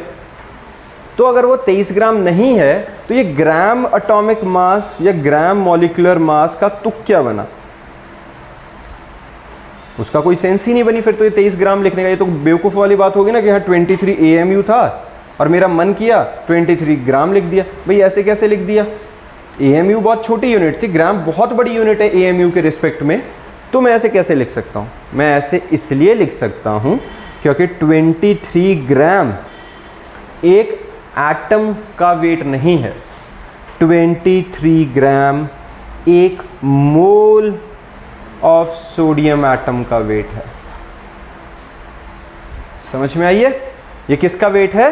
1 मोल ऑफ सोडियम एटम। और ये सिर्फ सोडियम का केस नहीं है, दुनिया के किसी एटम की बात करो, किसी मॉलिक्यूल की बात करो, अगर मेरे पास let us assume hydrogen molecule है, हाइड्रोजन का मास कितना होता है? 2, हाइड्रोजन का 1, हाइड्रोजन और हाइड्रोजन का मॉलिक्यूल के हिसाब से 2, तो 2 यूनिट मॉलिक्यूल के लिए। लेकिन जैसे ही मैं 2 ग्राम लिख दूंगा तो 2 ग्राम का मतलब उसके अंदर 6.022 इंटू 10⁻23 मॉलिक्यूल्स आ गए हैं हाइड्रोजन के। समझ में आ गई है ये? क्लियर है? अब मान लो मैं वाटर मॉलिक्यूल की बात करता हूं। वाटर मॉलिक्यूल का मास कितना होगा? 2 हाइड्रोजन का और 16 ऑक्सीजन का मिला जुला के 18 यूनिट। लेकिन अगर मैं अब 18 ग्राम लिख दूंगा, मतलब मेरे पास कितने वाटर मॉलिक्यूल हैं? 6.022 इंटू 10⁻23 वाटर मॉलिक्यूल्स। समझ में आ गई बात? पक्का? This is Avogadro number, this is mole concept. अपने आप में यही सारा मोल कंसेप्ट है। और अगर तुम्हें ये कंसेप्ट समझ में आ गई, ये बात समझ में आ गई है जो मैं बोलना चाहता हूँ कि हाइप नहीं है, रट्टा नहीं है, मीनिंग समझोगे तो बहुत ठीक चीज़ें आ रही हैं। समझ में आई? अब मान लो मैं तुम्हारे आगे ये बॉटल रख देता हूँ, मैंने क्या किया, इसको मैंने वेइंग मशीन पे रखा और मैंने कहा अरे इसका 360 ग्राम वज़न है। इसका कितना है? 360 ग्राम वज़न है।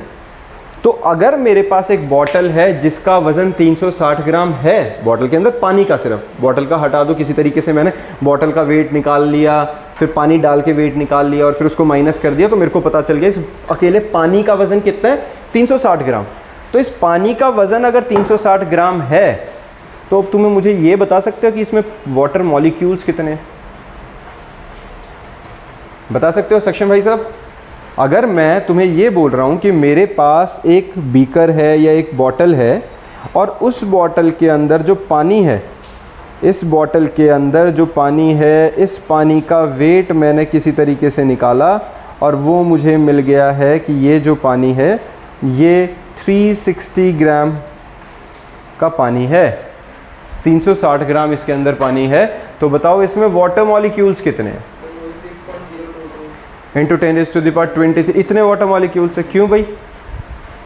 6.022 इंटू 10⁻23 वाटर मॉलिक्यूल्स तो 18 ग्राम में होने थे। 360 ग्राम में कितने होंगे? 20 into 6.022 है ना? इसको क्या करेंगे? ये हमारे पास होती है जी लाला जी की दुकान। लाला जी की दुकान पता क्या होती है? लाला जी की दुकान होती है यूनिटरी मेथड, जो हम बचपन से करते आ रहे हैं। एक कोई भी दुकानदार है, कोई भी शॉप ओनर है, उसको भी यूनिटरी मेथड आता होता है। उससे वो कैसे कर रहा होता है भाई? तुम जाके पूछोगे कि एक डब्बे के अंदर 10 चॉकलेट हैं, 10 चॉकलेट मतलब 100 रुपये का डब्बा है, तुम बोलोगे एक ही चॉकलेट चाहिए, वो तुम्हें कितने की देगा? 10 रुपये की। क्यों? यूनिटरी मेथड है। यूनिटरी मेथड का मतलब ही ये होता है। तो इसमें जो अब लगना है क्या है? अभी मैंने तुम्हें क्या कहा? 18 ग्राम के अंदर 6.022 इंटू 10⁻23 मॉलिक्यूल्स है कि नहीं? कितने में? 18 ग्राम में। तो 360 ग्राम में कितने होंगे? x। ऐसे ही करते हैं, अगर 18 ग्राम में इतने हैं तो 360 में कितने होंगे? क्रॉस मल्टीप्लाई करो। x is equal to 6.022 into 10⁻23 into 360 divided by 18। ऐसा होता है कि नहीं? यही करते हैं ना, क्रॉस मल्टीप्लाई करके रीअरेंज करते हैं जब यूनिटरी मेथड में। छोटी क्लासेस से करते आ रहे हैं। 18 1 जार, 18 20 जार, तो ये कितना आ गया? 2 2 jar 4, 2 2 jar 4, 2 0 jar 0, 2 6 jar 12, 120.44 into 10⁻23 और we can say 1.2044 times 10⁻25 molecules. समझ में आई ये बात? पक्का? हाँ जी सर, वाटर में भी वाटर का जो 18 ग्राम है, ठीक है, वो एक मॉलिक्यूल है, एक मॉलिक्यूल नहीं है, एक मोल है। हाँ बिल्कुल ठीक है। और हाइड्रोजन भी, H2 भी एक मोल है। हाइड्रोजन इंडिविजुअल नहीं है ना इसमें, हाइड्रोजन कंबाइंड फॉर्म में है ऑक्सीजन के साथ। अगर मैं अकेले हाइड्रोजन मॉलिक्यूल के बारे में बात करता तो वो अलग होती। अब हम क्या बात कर रहे हैं? हम बात कर रहे हैं वाटर मॉलिक्यूल की। तो इसमें हाइड्रोजन और ऑक्सीजन को अलग ब्रेक करके नहीं देखेंगे। ऑन द होल ये एक मॉलिक्यूल है बेचारा।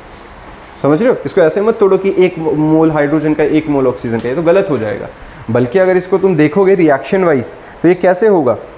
Hydrogen gas plus oxygen gas combine to give water molecule, ऐसा होता है।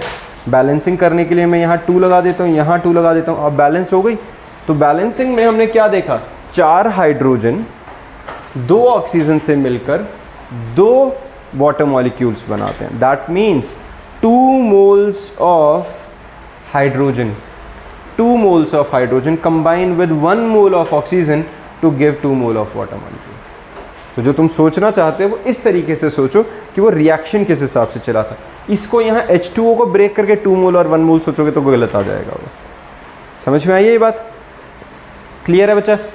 This is mole concept. अब मोल कंसेप्ट में एक और छोटी सी चीज़ आती है भाई कि अगर मैं गैशियस पार्टिकल्स के लिए कंसीडर करता हूँ चीज़ों को, मैं किसकी बात कर रहा हूँ, गैशियस पार्टिकल्स की, तो गैशियस के अंदर हमारे पास जो वेट होगा वो कितना होगा, 22.4 लीटर्स, 22.4 लीटर।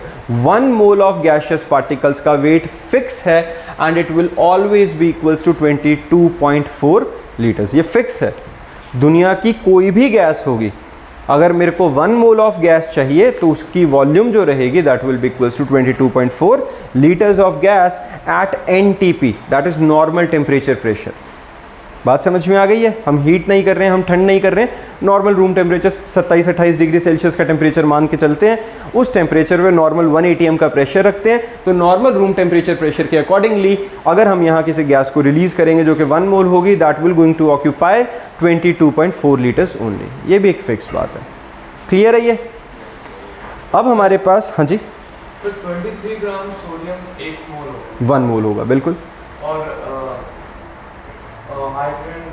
हाइड्रोजन 2 ग्राम में 1 मोल हो जाएगा। तो ऐसा क्यों है? अब एक बात बताओ, हर एटम अपना एक इंडिविजुअल मास पोजेस करता है कि नहीं, है ना? अब एक बात समझो, मेरे पास यहाँ कुछ इरेजर्स, शार्पनर्स हैं, 1 sharpener, 2 sharpener, 3 sharpener, 5 sharpener, 10 sharpener.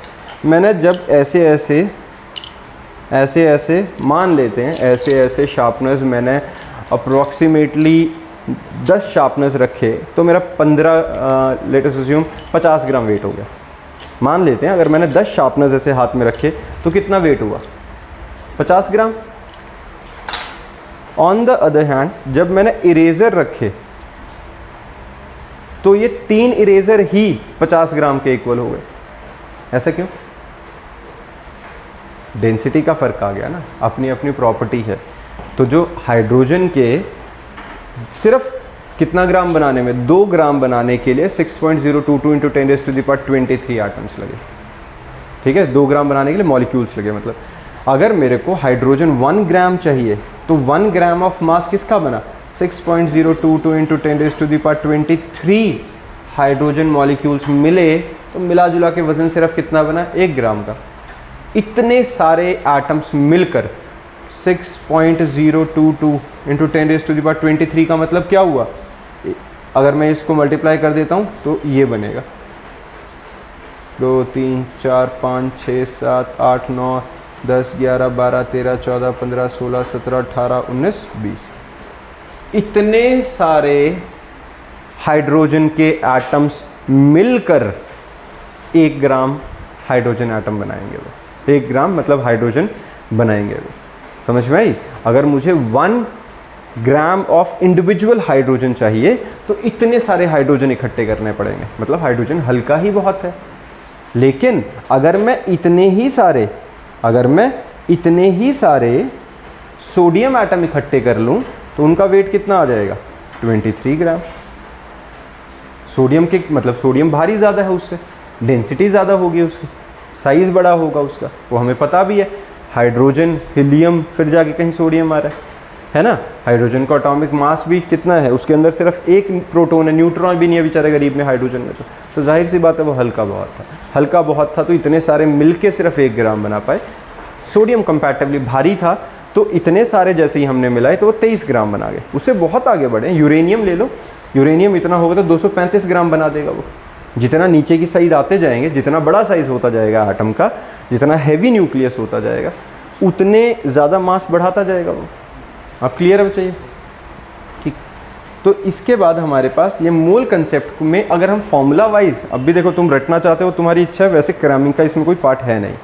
अब हमारे पास आता है देखो नंबर ऑफ मोल्स अगर मुझे निकालना है तो सीधा क्या लिखेंगे, गिवन मास बाय एटॉमिक और मॉलिक्यूलर मास। ये यूनिटरी मेथड है और कुछ नहीं है, मुझे नंबर ऑफ मोल्स निकालने हैं। तो नंबर ऑफ मोल्स में कैसे निकाल सकता हूँ अदरवाइज, देखो ज़रा, मान लो मेरे को ये पता है अभी 23 ग्राम का वाटर मॉलिक्यूल का ही लेते हैं एग्जांपल, मेरे को पता है वाटर मॉलिक्यूल में मतलब 18 ग्राम में 1 मोल होता है कि नहीं, 18 ग्राम 1 मोल का वेट है, 6.022 इंटू 10⁻23 का वेट 18 ग्राम है।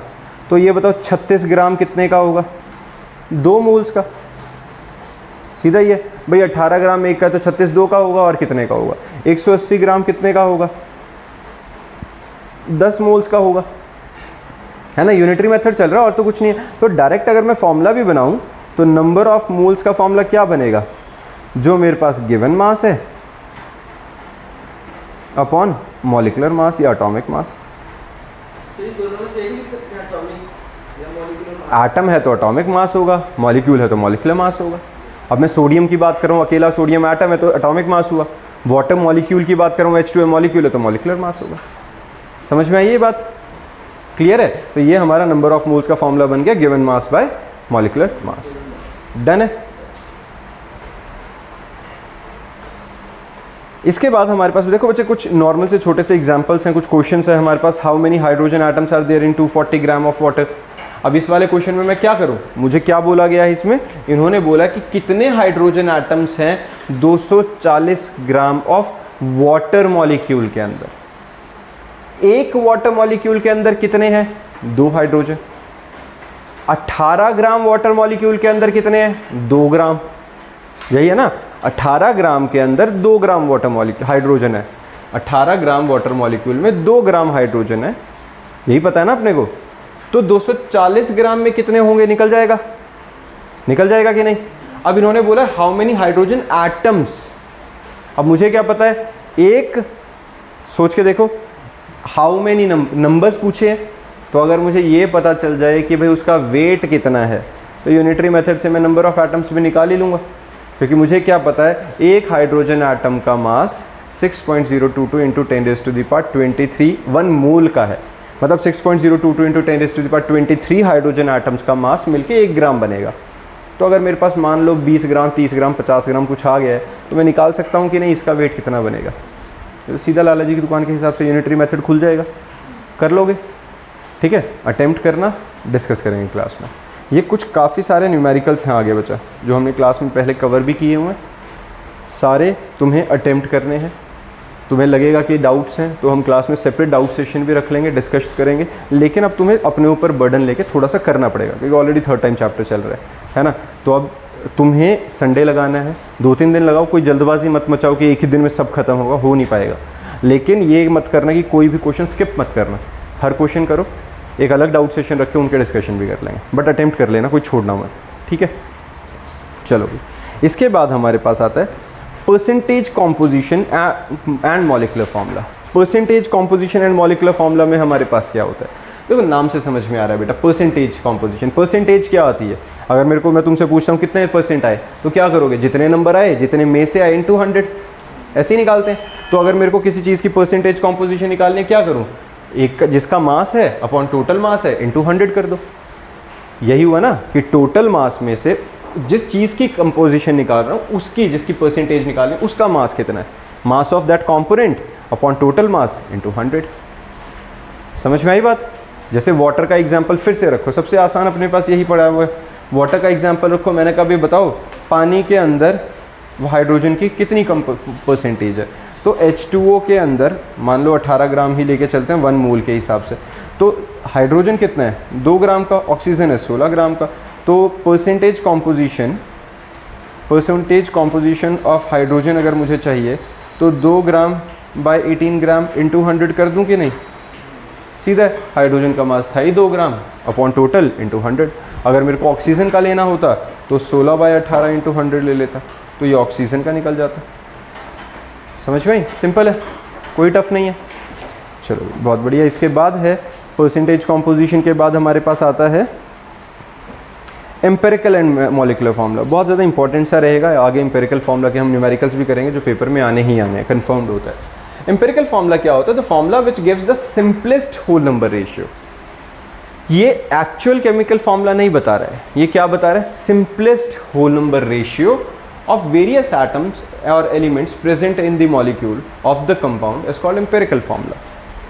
मॉलिकुलर फार्मूला क्या होता है? The formula which gives the actual number of atoms. Empirical बता रहा था simplest whole number ratio, molecular बता रहा है जो सच में एक्चुअली में वहां पे प्रेजेंट है, that is molecular formula. Example देखो, हाइड्रोजन पेरोक्साइड, हाइड्रोजन पेरोक्साइड के अंदर जो molecular formula that is H2O2, 2 hydrogen और 2 ऑक्सीजन, लेकिन इसका एम्पेरिकल फार्मूला क्या है? HO, क्योंकि 2 और 2 कैंसिल आउट हो गए, तो simplest whole number ratio is 1:1, but actual molecular formula is H2O2। Similarly benzene का हमारा मॉलिकुलर फार्मूला क्या है? C6H12O6। सॉरी, इसमें हमारे पास ये क्या है? ग्लूकोज का बोल दिया मैंने। बेंजीन में क्या होता है? C6H6। तो C6H6 किसका है? बेंजीन का। तो 6 और 6 हटा देंगे तो CH क्या आ गया? ये एम्पेरिकल फार्मूला आ गया कि नहीं? तो सिंपलेस्ट होल नंबर रेशियो अगर जो हम बता देंगे तो वो क्या बन जाएगा? हमारा एम्पेरिकल फार्मूला। और एक्चुअल में जो नंबर ऑफ एटम्स उस मॉलिक्यूल में प्रेजेंट अगर वो लिखेंगे तो वो क्या बनेगा? हमारा मॉलिकुलर फार्मूला। सिंपल बात है बच्चा। कोई एग्जांपल उठा लो, नैप्थलीन का उठा लो। नैप्थलीन में क्या है? C10H8, 10 और H में से C10H8 है ना, इस वाले में। तो C10H8 के अंदर से कॉमन क्या आ सकता है? 2, कॉमन लेके हटा देंगे तो C5H4 बनेगा। तो ये तो आ गया इसका एम्पेरिकल फार्मूला और ये आ गया इसका मॉलिकुलर फार्मूला। डन है। अब अगर मुझे मॉलिकुलर फार्मूला निकालना है तो मॉलिकुलर फार्मूला देखो, ध्यान से देखो, अगर मैं इस मॉलिकुलर फार्मूला को 2 से मल्टीप्लाई कर दूं तो वे एम्पेरिकल फार्मूला को 2 से मल्टीप्लाई कर दूं तो ये मॉलिकुलर फार्मूला बनेगा कि नहीं? बन जाएगा ना। 2 से मल्टीप्लाई कर दूंगा तो 2 5 are 10, 4 2 are 8 बनेगा।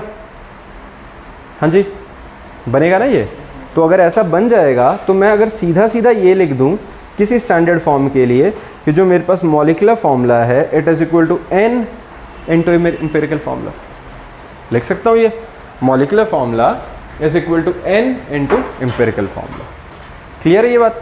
तो where n is simple whole number ratio, जैसे इस केस में 2 था, किसी केस में 5 है, किसी केस में कुछ भी है। समझ में आई? तो n क्या है? हमारा एक होल नंबर। तो n is equal to molecular mass by empirical formula mass. ये लिख लो, n is equal to molecular mass by empirical formula mass. Clear है? अब आता है हमारे पास एम्पेरिकल फार्मूला निकालते कैसे हैं। चलो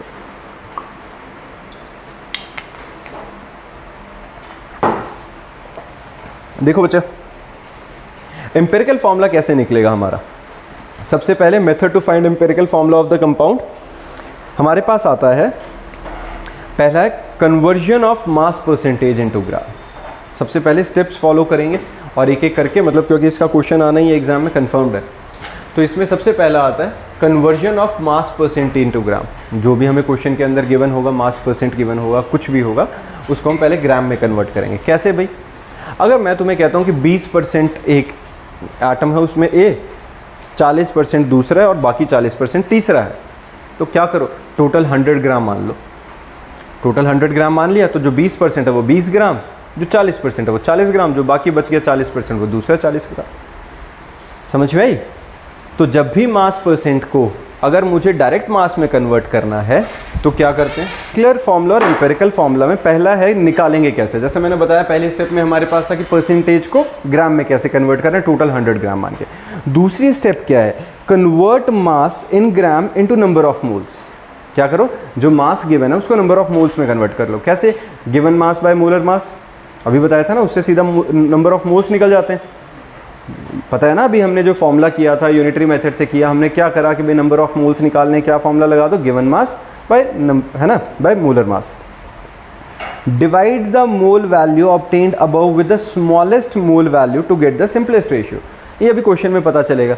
मैंने 2-3 के मोल्स निकाले, 1 2 3 जितने भी एटम से, उनमें से जिसका सबसे छोटी वैल्यू निकली है ना नंबर ऑफ मोल्स की, उससे हर वैल्यू को डिवाइड कर दो। हर वैल्यू को डिवाइड करोगे तो सिंपलेस्ट रेशियो निकल जाएगा, और उस जो सिंपलेस्ट रेशियो निकल गया वही मॉलिकुलर फार्मूला होता है, और सॉरी एम्पेरिकल फार्मूला होता है। एम्पेरिकल फार्मूला के बाद अगर मुझे मॉलिकुलर फार्मूला चाहिए तो मेरे को मॉलिकुलर फार्मूला के लिए क्या निकालना पड़ेगा? n निकल जाएगा, तो मैं एम्पेरिकल फार्मूला से मल्टीप्लाई कर दूंगा n को, तो मॉलिक्यूलर फॉर्मूला हमारा बन जाएगा। क्योंकि मॉलिक्यूलर और एम्पिरिकल में तो और कोई फ़र्क ही नहीं है, यही है। अब मैं इसको ऐसे ना बात करके क्वेश्चन की फॉर्म में समझाता हूँ, ज़्यादा क्लियर समझ में आएगा। क्वेश्चन करने से पहले यहाँ पे कि ये फॉर्मूला लिखा हुआ है बच्चे, इसको भी नोट डाउन कर लो, ये बहुत इंपॉर्टेंट है और ये लगेगा क्वेश्चंस में। ये क्या है? Molecular mass is equal to 2 into vapour density. Molecular mass is equal to 2 into vapour density, ये फॉर्मूला भी हमारे पास लगने वाला है। अब क्वेश्चन देखो और इसी से समझ में आ जाएगा, तुम्हें ध्यान से इन्वॉल्व रह के समझना। The molecular mass of organic compound, हाँ जी, 2 इंटू वेपर डेंसिटी, ये फिक्स है बच्चा formula. Molecular mass is equal to 2 into vapour density, clear है ये? अब देखो क्वेश्चन क्या है हमारे पास। The molecular mass of organic compound is 78 unit and its percentage composition is 92.4% of carbon, 7.6% of hydrogen. Determine the molecular formula of the given compound. क्या है क्वेश्चन में? इन्होंने बोला है भाई ये कंपाउंड है जिसका मास कितना गिवन है? 78 यूनिट, और उसकी परसेंटेज कॉम्पोजिशन क्या गिवन है? 92.4% तो है कार्बन एंड 7.6% है हाइड्रोजन। डन है? 92.4% उसके अंदर कार्बन है, 7.6% हाइड्रोजन है। दोनों को प्लस करो, 100 बन रहा है, सॉर्टेड है मतलब। तो हम क्या मानते हैं, जब ऐसा होता है तो late us assume the given mass is 100, percentage को मास में कन्वर्ट करना है तो टोटल मास 100 ग्राम। तो जिसका 92.4 ग्राम है उसका सीधा सीधा अगर मैं मास मानूं, परसेंटेज को सीधा ग्राम में लिख दूं तो 92.4 ग्राम लिख लूं इसे मैं, कोई परेशानी। जो 7.6 था परसेंट, उसको 7.6 ग्राम मान लो। हाँ जी गोविंद भाई साहब, है ना? सीधा ही है, जो जितना परसेंटेज था उसके आगे ग्राम लिख दिया बस, क्योंकि टोटल 100 ग्राम के रिस्पेक्ट में हमने मान लिया। डन। अब एटॉमिक मास कितना है भाई? कार्बन का जो हमारे पास कार्बन है उसका एटॉमिक मास कितना है? 12। हाइड्रोजन का एटॉमिक मास कितना है? 1। बिल्कुल ठीक है, कार्बन का एटॉमिक मास 12, हाइड्रोजन का 1। तो नंबर ऑफ मोल्स कैसे निकलेंगे? Number of moles is given by given mass by molar mass. Given mass कितना है? 92.4 ग्राम, मोलर मास कितना था? 12। क्लियर है ये? हाइड्रोजन का मास कितना है? गिवन मास 7.6 और मोलर मास 1, तो 7.6 बाय 1। किसी को दिक्कत? तो ये हमारे पास क्या निकल गया? 7.6 आ गया। तो इनको जब हमने डिवाइड किया तो ध्यान से इनकी वैल्यूज़ पे ध्यान दो। हमारे पास कितनी कितनी आ गई हैं बच्चा? हमारे पास जो वैल्यूज़ आ गई हैं दैट इज 7.7 एंड 7.6। यही वैल्यूज़ निकल के आई हैं, 7.7 और 7.6। सर जो आगे दे रखा है 7.6/7.6 पहुँचने दें मुझे, ठीक है? तो इनमें से जो छोटी वैल्यू है वो कौन सी? 7.6। तो जो छोटी वैल्यू है उससे हर वैल्यू को डिवाइड कर दो, जो इनमें सबसे छोटी वैल्यू उससे डिवाइड कर दो। 7.7 बाई 7.6, 7.6 बाई 7.6। पता चला? तो यहाँ पे क्या आ गया? 1, और दूसरा क्या आ गया? अप्रॉक्सीमेटली 1। 1.01 इज अप्रॉक्सीमेटली 1, तो उसको 1 ही ले लो, ठीक है? जो 1.01 आया है दिस इज अप्रॉक्सीमेटली 1 ओनली, तो इसको 1 की तरह ही ट्रीट करते हैं। तो जब ये 1 आ गया तो सिंपलेस्ट होल नंबर रेशियो 1:1 बन गई हमारे पास। अब 1:1 बनने का मतलब क्या हुआ भाई? एक ही कार्बन और एक ही हाइड्रोजन, C/H इज 1:1। ये क्या निकल गया हमारा? Empirical formula. क्या निकल गया? Empirical formula. Now CH is equal to empirical formula. Empirical formula mass क्या होता है? 12 + 1 दैट इज 13। तो एम्पिरिकल फॉर्मूला मास हमारा कितना निकल गया बच्चे? सक्षम बच्चा क्लियर है ये वाली कि एम्पिरिकल फॉर्मूला मास कितना निकल गया? फॉर्मूला मास ये तो समझा बेटा कार्बन और हाइड्रोजन का प्लस कर दो। कार्बन का हो गया 12, हाइड्रोजन का हो गया 1, 12 + 1 इज 13। ओके ठीक है ना? तो अब n निकालना है मुझे। n क्या होता है? मॉलिक्यूलर मास बाय एम्पिरिकल मास। अब मॉलिक्यूलर मास क्वेश्चन में देखो, the molecular mass of the organic compound is 78 unit. ये तो क्वेश्चन में पहले ही दे रखा था कि 78 यूनिट है। तो molecular mass is 78 unit, empirical mass is 13। दोनों को डिवाइड किया तो n की वैल्यू 6 आ गई। n 6 आ गया कि नहीं? n 6 आ गया। तो molecular formula is equal to n into CX, that is molecular formula is equal to C6H6। Clear है? ये हम जो बात कर रहे थे ये बेंजीन की बात हो रही थी, जिसका एम्पिरिकल फार्मूला है CH एंड मॉलिक्यूलर फार्मूला है C6H6। क्लियर है बच्चा? ये क्वेश्चन अटेम्प्ट कर लोगे अब, ठीक है? जहाँ पे कहीं वेपर डेंसिटी वाला कंसेप्ट होगा तो उसमें क्या लगेगा, ये formula molecular mass is equal to 2 into vapour density, ये फॉर्मूला लग जाएगा ऊपर वाला। ये कब? जब वेपर डेंसिटी किसी क्वेश्चन में अगर हमें गिवन होगी तो, जैसे यही वाला क्वेश्चन है। देखो इस वाले क्वेश्चन में हमारे पास क्या है बच्चा, an organic compound on analysis give the following percentage composition, carbon के 57.8, हाइड्रोजन के 3.6 and rest is oxygen. Rest मतलब 57.8 प्लस 3.6, दोनों को ऐड करो और 100 में से माइनस कर दोगे तो बची हुई परसेंटेज आएगी, वो बची हुई परसेंट किसकी आएगी, ऑक्सीजन की। तो देख पा रहे हो यहाँ पे मैंने क्या किया हुआ है, यहाँ पे ऑक्सीजन की कैसे निकाली, कार्बन की 57.8, हाइड्रोजन के 3.6 और ऑक्सीजन की 100 में से दोनों का सम माइनस किया तो 38.6 is the percentage for oxygen. और वही ग्राम मान लेते हैं हर किसी को, है ना? परसेंटेज को हम मास मान लेते हैं। हाँ जी, रेस्ट पे नहीं, रेस्ट बची हुई, बाकी बची हुई, समझ में आई? जैसे टोटल में क्या था 57.8 और 3.6, रेस्ट इन पीस कर दिया था अभी केमिस्ट्री को। तो हाँ, ये हुआ क्या, 57.8 plus 3.6 and the rest amount is oxygen. हाँ बस चलो कोई नहीं। अब एटॉमिक मास कितना है भाई, कार्बन का 12, हाइड्रोजन का 1 और ऑक्सीजन का क्या है 16।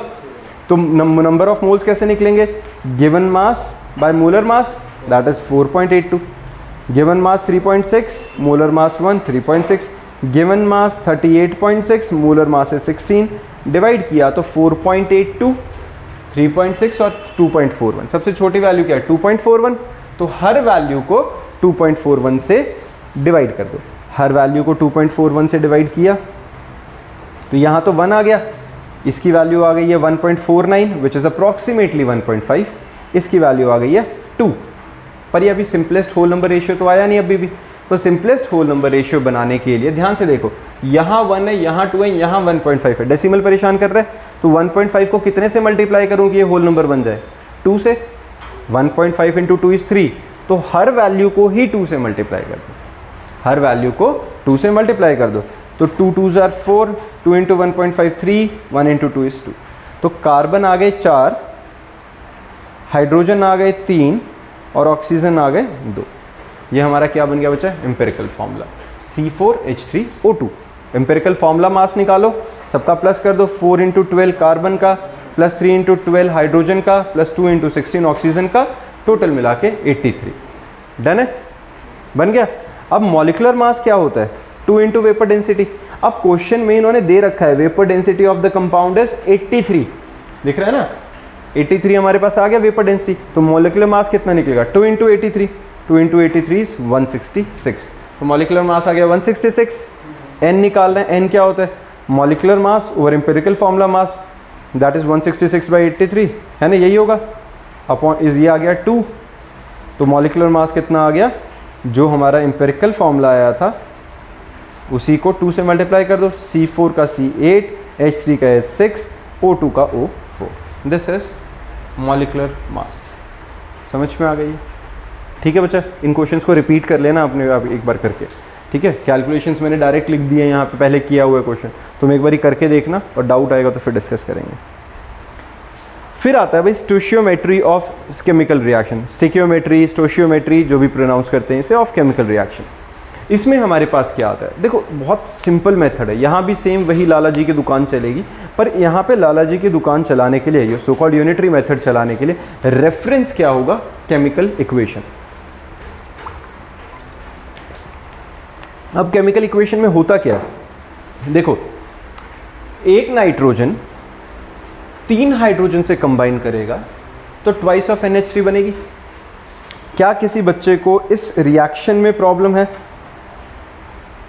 बताओ बच्चे, क्या किसी को इस वाले रिएक्शन में प्रॉब्लम है जो ये लिखा हुआ है कि 1 nitrogen combines with 3 moles of hydrogen to give 2 moles of NH3। सक्षम बच्चा, ये क्लियर है? सिंपल रिएक्शन है जिसको मैंने बैलेंस कर दिया है, सिर्फ यही किया है।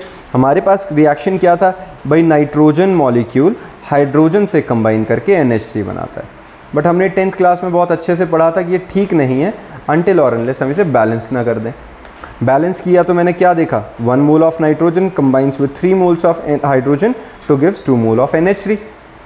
अब इसका एग्जैक्ट मीनिंग क्या है, ये जो स्टिकियोमेट्रिक कोफिशिएंट्स होते हैं जो आगे 1, 3 और 2 लिख दिए हैं मैंने, ये बेसिकली हमें बताते हैं नंबर ऑफ मोल्स। मतलब 1 mole of nitrogen combines with 3 moles of hydrogen to give 2 moles of ammonia. ठीक है, समझ में आई ये बात। तो हमारे पास 1 मोल 3 मोल्स के साथ मिलकर 2 मोल्स ऑफ NH3 की फॉर्मेशन कराता है। 1 mole of nitrogen plus 3 moles of hydrogen gives 2 moles of NH3। Clear है ये बात, ठीक है ना। हाँ जी, रिएक्शन है सिंपल। कौन सा बैलेंसिंग, बैलेंसिंग में क्या नहीं आया बताओ मेरे को। एक बात बताओ बच्चे, रिएक्शन लिखो सबसे पहले। अगर बैलेंसिंग का नहीं आता तो जो बैलेंसिंग आती है अच्छे से नहीं आती है, एक मैं सेपरेट वीडियो का लिंक दे दूंगा, उसमें बैलेंसिंग के मल्टीपल मेथड सिखाए हुए मैंने। एक निंजा टेक्निक सिखाई हुई है जिससे मतलब कोई भी होता है। एक ये जो मैं बता रहा हूँ ये हिट एंड ट्रायल से किया है। एक और निंजा टेक्निक है जिससे बहुत ज़्यादा आसान, मतलब शुरू में तुम्हें लंबा ज़रूर लगता है वो एक बारी मेथड, बट वो ज़्यादा ईजी वे है। मैं उसका लिंक डाल दूंगा, ठीक है, उससे देख लेना, सीख लेना और उससे प्रैक्टिस भी कर लेना। ये वाला मैं अभी करा ही रहा हूँ। देख बच्चा, N2 plus H2 gives NH3। अब एक बात बताओ, इसके अंदर राइट हैंड साइड में या फिर रिएक्टेंट्स के साइड में कितने हैं? 2 नाइट्रोजन। इधर कितने हैं? 1 नाइट्रोजन। गलत है, इम्बैलेंस्ड है। तो मैं इधर वाले को 2 से मल्टीप्लाई कर दूं, अब कितने हो गए? 2 नाइट्रोजन हो गए। लेकिन 2 नाइट्रोजन होते ही 2 × 3 मल्टीप्लाई हो गए, हाइड्रोजन कितने हो गए? 6 हो गए। तो हाइड्रोजन 6 हैं, इधर कितने हैं? 2, तो इसको 3 से मल्टीप्लाई कर देता हूँ। तो ये बताओ, इधर हाइड्रोजन 6, उधर हाइड्रोजन 6, इधर नाइट्रोजन 2, उधर नाइट्रोजन 2। बैलेंस हो गया कि नहीं? क्लियर है? तो इसको क्या कहते हैं? बैलेंस्ड हो गया। अब बैलेंस केमिकल रिएक्शन है तो बैलेंस केमिकल इक्वेशन के अकॉर्डिंगली इनके ये क्या होते हैं? नंबर ऑफ मोल्स, जो हमारे पास ये गिवन है। क्लियर बात है अब? ठीक है, तो the interpretation of the coefficient as the number of moles is the basis of stoichiometric calculations. Clear है? तो बैलेंस करना आना चाहिए। ये बैलेंसिंग के लिए कुछ एग्जांपल्स हैं भाई, ये कर लेना। और इसकी बैलेंसिंग की एक सेपरेट वीडियो है जिसमें मैंने ये निंजा टेक्निक सिखाई हुई है पूरी, वो मैं अलग से तुम्हें वीडियो दे दूंगा। ठीक है, अगर ऑनलाइन डालूंगा तो वीडियो के डिस्क्रिप्शन के अंदर, इसी वीडियो के डिस्क्रिप्शन में लिंक डाल दूंगा। अदरवाइज़ तुम्हें तो मैं ग्रुप पे भेज दूँगा, पर्सनली भेज दूँगा। पक्का देख लेना भाई वो। अदरवाइज़ क्योंकि अब मैं बैलेंसिंग नहीं करा रहा हूँ इस लेक्चर के बीच में, हमारा आगे का टॉपिक कंटिन्यू करते हैं। ठीक है, मेन है, मान लो अभी तुम्हें बैलेंसिंग आ गई। अगर बैलेंसिंग आ गई तो हम क्वेश्चन से शुरू करते हैं। देखो, how many moles of nitrogen are needed to produce 8.2 moles of ammonia? How of ammonia, भाई कितने मोल्स ऑफ नाइट्रोजन चाहिए 8.2 मोल्स ऑफ अमोनिया को यूज़ करने के, बनाने के लिए बेसिकली। अब इसको देखो, नॉर्मल मैंने पहले भी तुम्हें क्या कहा था, ये लाला जी की दुकान का ही एक ऑल्टरनेट मेथड है हमारे पास। अब ये लाला जी की दुकान इसमें कहाँ लगेगी? स्टिक्योमेट्री में। अब देखो, इस पर बहुत अच्छे से ध्यान देना, ये बहुत इजी मेथड है। अगर ढंग से समझ में आ गया, नहीं समझ में आया तो बच्चे रट्टा मारते रह जाओगे, उसमें फिर परेशान हो जाओगे। तो ध्यान से सुनो, क्वेश्चन क्या है हमारे पास। इन्होंने बोला how many moles of nitrogen are needed to produce 8.2 moles of ammonia. Ammonia is NH3। अब देखो, ये छोटी छोटी प्रॉब्लम आएंगी, जिसको अमोनिया ही नहीं पता है क्या है, वो क्वेश्चन ही नहीं कर पाएगा।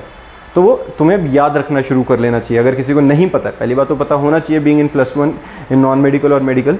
लेकिन अगर नहीं पता है तो कोई बात नहीं, एटलीस्ट अब एक पेज लगा लो अपना, जिस पे जो भी डेली का कुछ नया पता चलता है ना, उसको लिस्ट की तरह लिखना शुरू करो।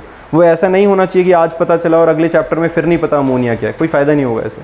ठीक है, तो जो कुछ नया मिलता है, जो तुम्हें लगता है कि ये नहीं पता था, उसकी लिस्ट बनाते जाओ, धीरे धीरे याद होना शुरू हो जाएगा। यहाँ पे अब हमारे पास क्या है, 8.2 मोल्स ऑफ अमोनिया निकालने के लिए कितने मोल्स ऑफ नाइट्रोजन चाहिए वो बताना है। तो एक बात देखो, अब हमें पता है भाई nitrogen plus hydrogen gives ammonia. अभी हम यही कर रहे थे, इसी को मैंने बैलेंस किया था। ये अभी गलत है क्योंकि बैलेंस्ड नहीं है। तो बैलेंस करने के लिए क्या किया, 2 मोल्स इधर और 3 मोल्स इधर। इसके अकॉर्डिंगली, इस इक्वेशन के accordingly 1 mole of nitrogen is required to produce 2 mole of ammonia. यही बात आ रही है कि 1 मोल ऑफ नाइट्रोजन से 2 मोल्स ऑफ अमोनिया बन सकते हैं? अगर एक बात बताओ, 1 मोल ऑफ N2 से 2 मोल्स ऑफ NH3 बन सकते हैं, तो कितने मोल्स ऑफ N2 लगेंगे 8.2 बनाने के लिए? क्रॉस मल्टीप्लाई करो, रीअरेंज करो तो x की वैल्यू सीधा ही आ जाएगी 4.1 मोल्स। आई कि नहीं? सॉर्टेड है, सिंपल क्वेश्चन था बिल्कुल।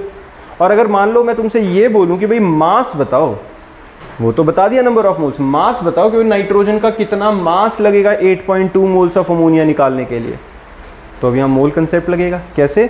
मुझे क्या पता है 1 मोल ऑफ नाइट्रोजन का वेट कितना होता है 28 ग्राम। क्यों? है ना, पता है ना, एक नाइट्रोजन एटम का मास कितना होता है 14, डबल किया तो 28, तो एक नाइट्रोजन मॉलिक्यूल का मास कितना हो गया 28 ग्राम। तो 1 मोल का मास अगर 28 ग्राम है तो 4.1 का कितना होगा, y मान लेते हैं, क्रॉस मल्टीप्लाई करो, y is equal to 28 into 4.1। Answer आ गया कि नहीं? सिंपल है। पूरा मोल कंसेप्ट, पूरी स्टिक्योमेट्री ऐसे ही लाला जी की दुकान, ऐसे ही यूनिटरी मेथड से चल के सॉल्व हो जाएगी। ठीक है ना? इसमें केमिस्ट्री नहीं है बहुत ज़्यादा। केमिस्ट्री का ऑब्वियसली कंसेप्ट तो सारा ही केमिस्ट्री है, लेकिन जो कैलकुलेशन वाला पार्ट है वो सारा यूनिटरी मेथड को ध्यान में रख के करोगे तो आसान होगा। कोई फॉर्मूला रटने की ज़रूरत नहीं है कोई। क्लियर है?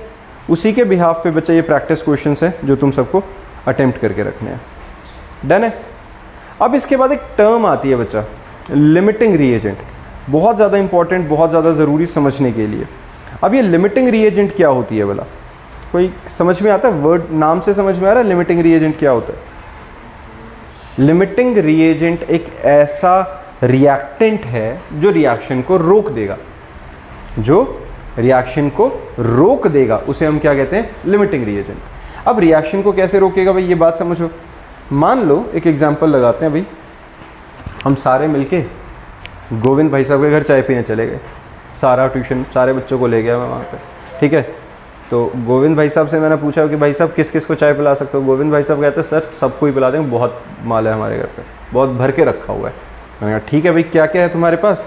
तो गोविंद भाई साहब कहते हैं भाई मेरे पास, जो गोविंद के पास था उनके पास अप्रॉक्सीमेटली मान लो 50 लीटर दूध है।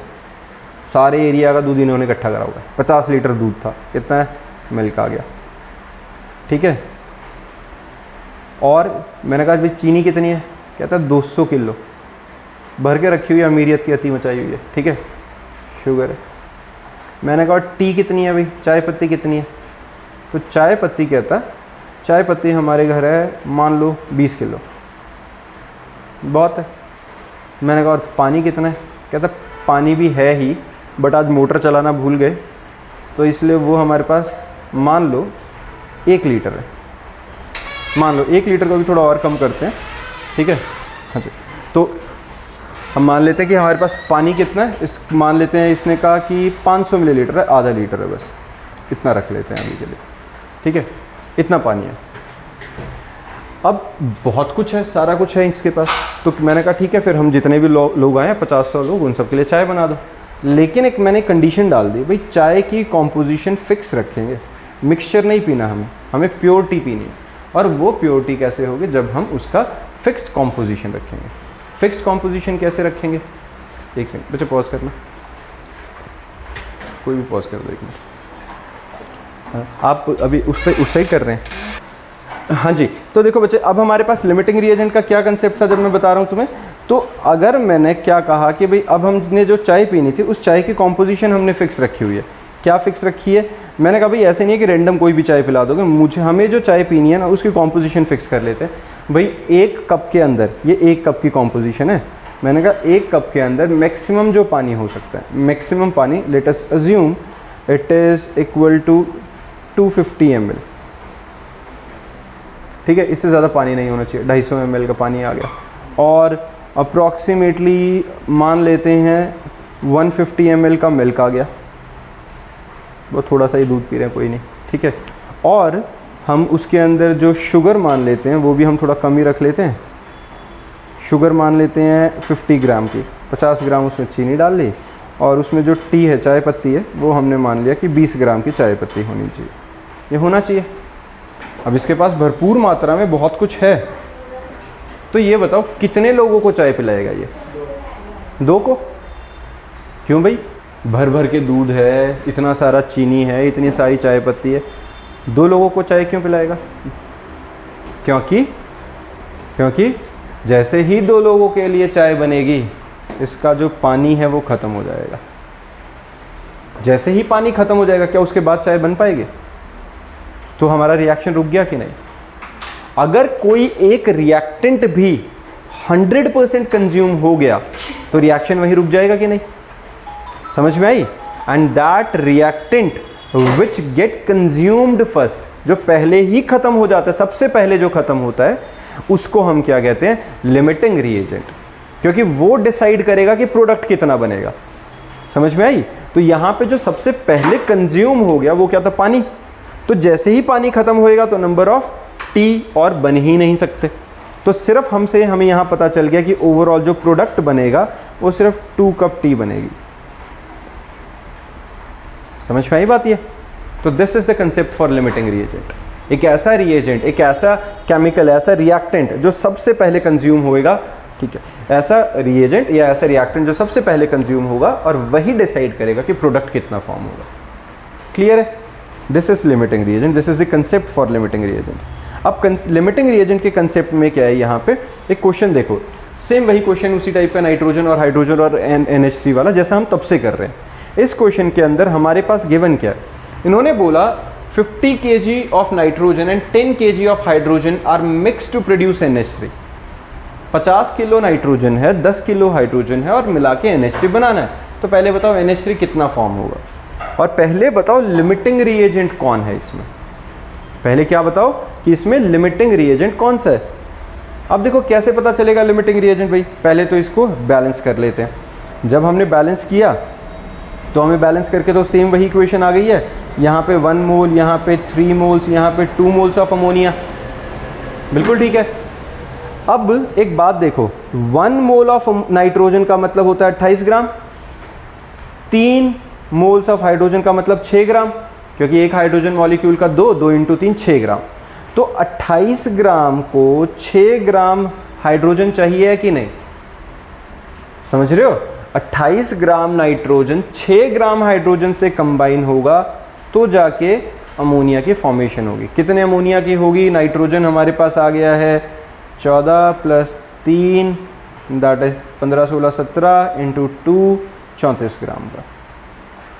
समझ में आई? और 28 + 6 कितना हुआ? 34। क्लियर है? तो क्या इससे समझ में आया? 28 ग्राम नाइट्रोजन को 6 ग्राम हाइड्रोजन चाहिए ही चाहिए।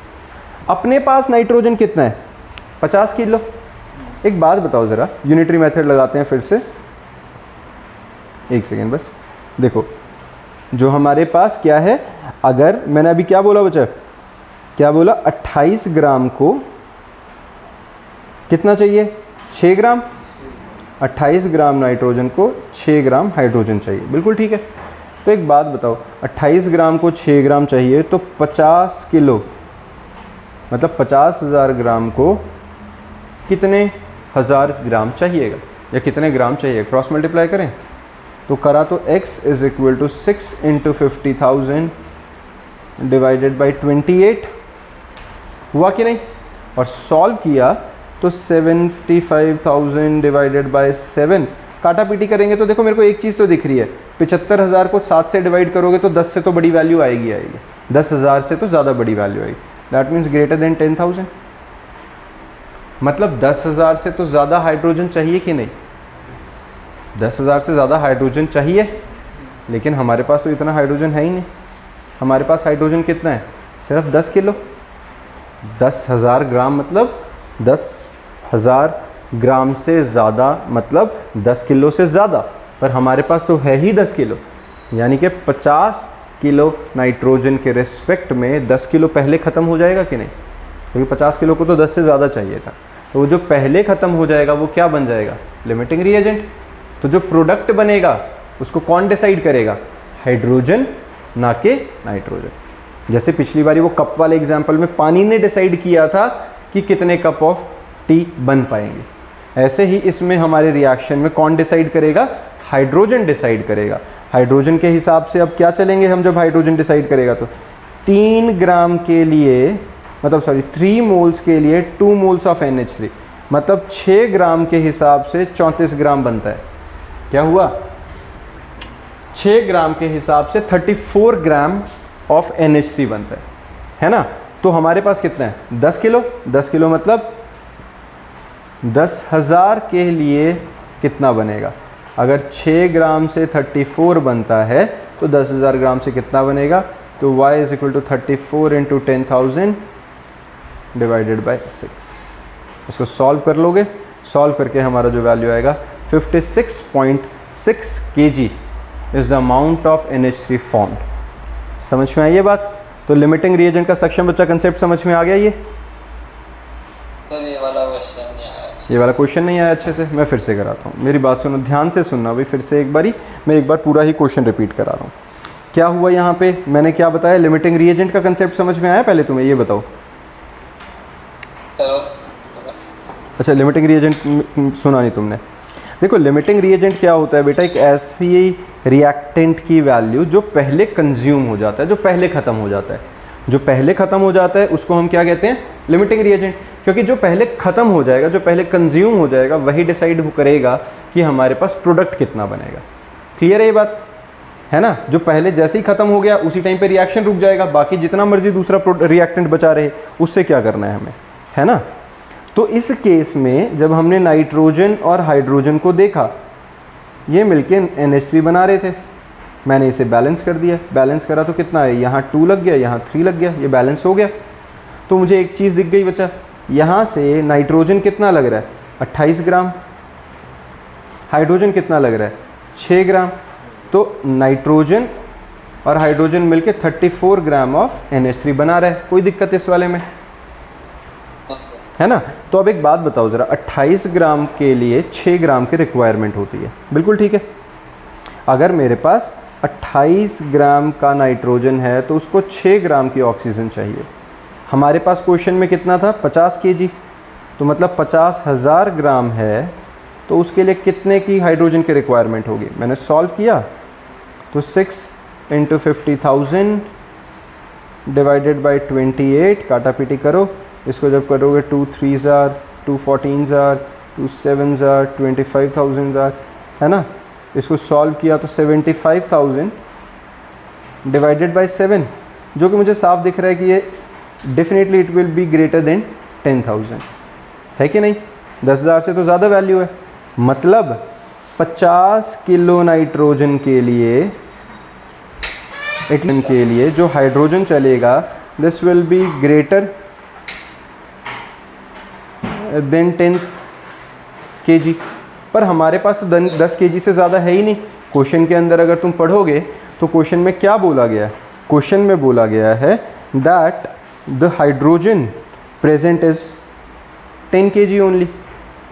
हमें तो लेकिन नाइट्रोजन के रिस्पेक्ट में देखेंगे तो ज़्यादा चाहिए, इतना है ही नहीं। अगर इतना नहीं है तो इसका मतलब पहले ही क्या हो जाएगा, कंज्यूम हो जाएगा हाइड्रोजन, और जैसे ही हाइड्रोजन कंज्यूम हो गया ख़त्म होगा, वहीं पर रिएक्शन रुक जाएगा कि नहीं,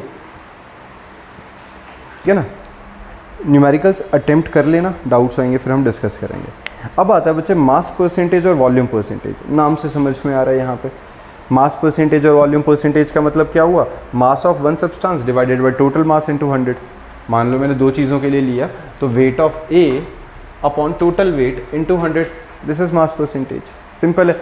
अगर मुझे बी की परसेंटेज निकालनी थी तो weight of B divided by total into 100 कर दूंगा, है ना। या ए की मास परसेंटेज को 100 में से माइनस करेंगे तो बी की निकल जाएगी। क्लियर बात है, तो सीधी सी चीज़ है। ऐसे ही वॉल्यूम परसेंटेज में क्या आएगा, volume of A divided by total volume of the solution into 100, है ना, वो भी सेम बात रहेगी। तो वॉल्यूम परसेंट और मास परसेंट समझ में आ गया। इसके बाद आता है बच्चे हमारे पास पार्ट्स पर मिलियन। पार्ट्स पर मिलियन में क्या रहेगा, mass of component A over total mass of the solution into 10⁻⁶। ये इंटू 10⁻⁶ क्यों है, वो मिलियन के रिस्पेक्ट में करने के लिए। तो ये ppm है, पार्ट्स पर मिलियन का डायरेक्ट फॉर्मूला। क्लियर है बच्चा, मास परसेंटेज, वॉल्यूम परसेंटेज और ppm हमें पता चल गया। अब आता है एक बहुत ज़्यादा रिलेवेंट टॉपिक, जिसको मतलब ये कह सकते हो कि एग्जाम में 100% है, इसके ऊपर क्वेश्चन आना ही आना है, दैट इज़ मोलैरिटी। तो मोलैरिटी क्या होता है भाई? मोलैरिटी का हमारे पास सीधा सा फॉर्मूला है, it is the number of moles of solute dissolved per litre of the solution. Molarity क्या होता है? Number of moles of solute dissolved per litre in the solution. अब देखो मतलब है क्या, मोलैरिटी, मोलैलिटी, कंसंट्रेशन, इन सब का मतलब क्या है? तुम्हें पता है, अगर जो मान लो मैं ये कहता हूँ कि भाई मान लो हमने यही डिस्कस करते हैं, चाय बनाई, मैंने कहा भाई चाय में चीनी ज़्यादा हो गई, ज़्यादा मीठा लग रहा है। ज़्यादा मीठा का मतलब क्या हुआ कि जितनी अमाउंट ऑफ वॉल्यूम है, जितनी चाय में वॉल्यूम है, उस वॉल्यूम के रिस्पेक्ट में अमाउंट ऑफ शुगर ज़्यादा हो गई, तभी हमने कहा ना मीठा ज़्यादा हो गया। मैं अकेले मीठा ज़्यादा क्यों नहीं कह सकता भाई? अकेली अगर मैं कहूँ कि नहीं 2 चम्मच चीनी ज़्यादा हो गई, तो 2 चम्मच चीनी अगर मैं मान लो 2 लीटर पानी में घोल दूंगा तो ज़्यादा थोड़ी होगी। वो 2 चम्मच चीनी तब ज़्यादा होगी जब मैं कुछ 100 ml या 150 ml या 250 ml में ऐड करूँगा। तो दैट इज कंसंट्रेशन।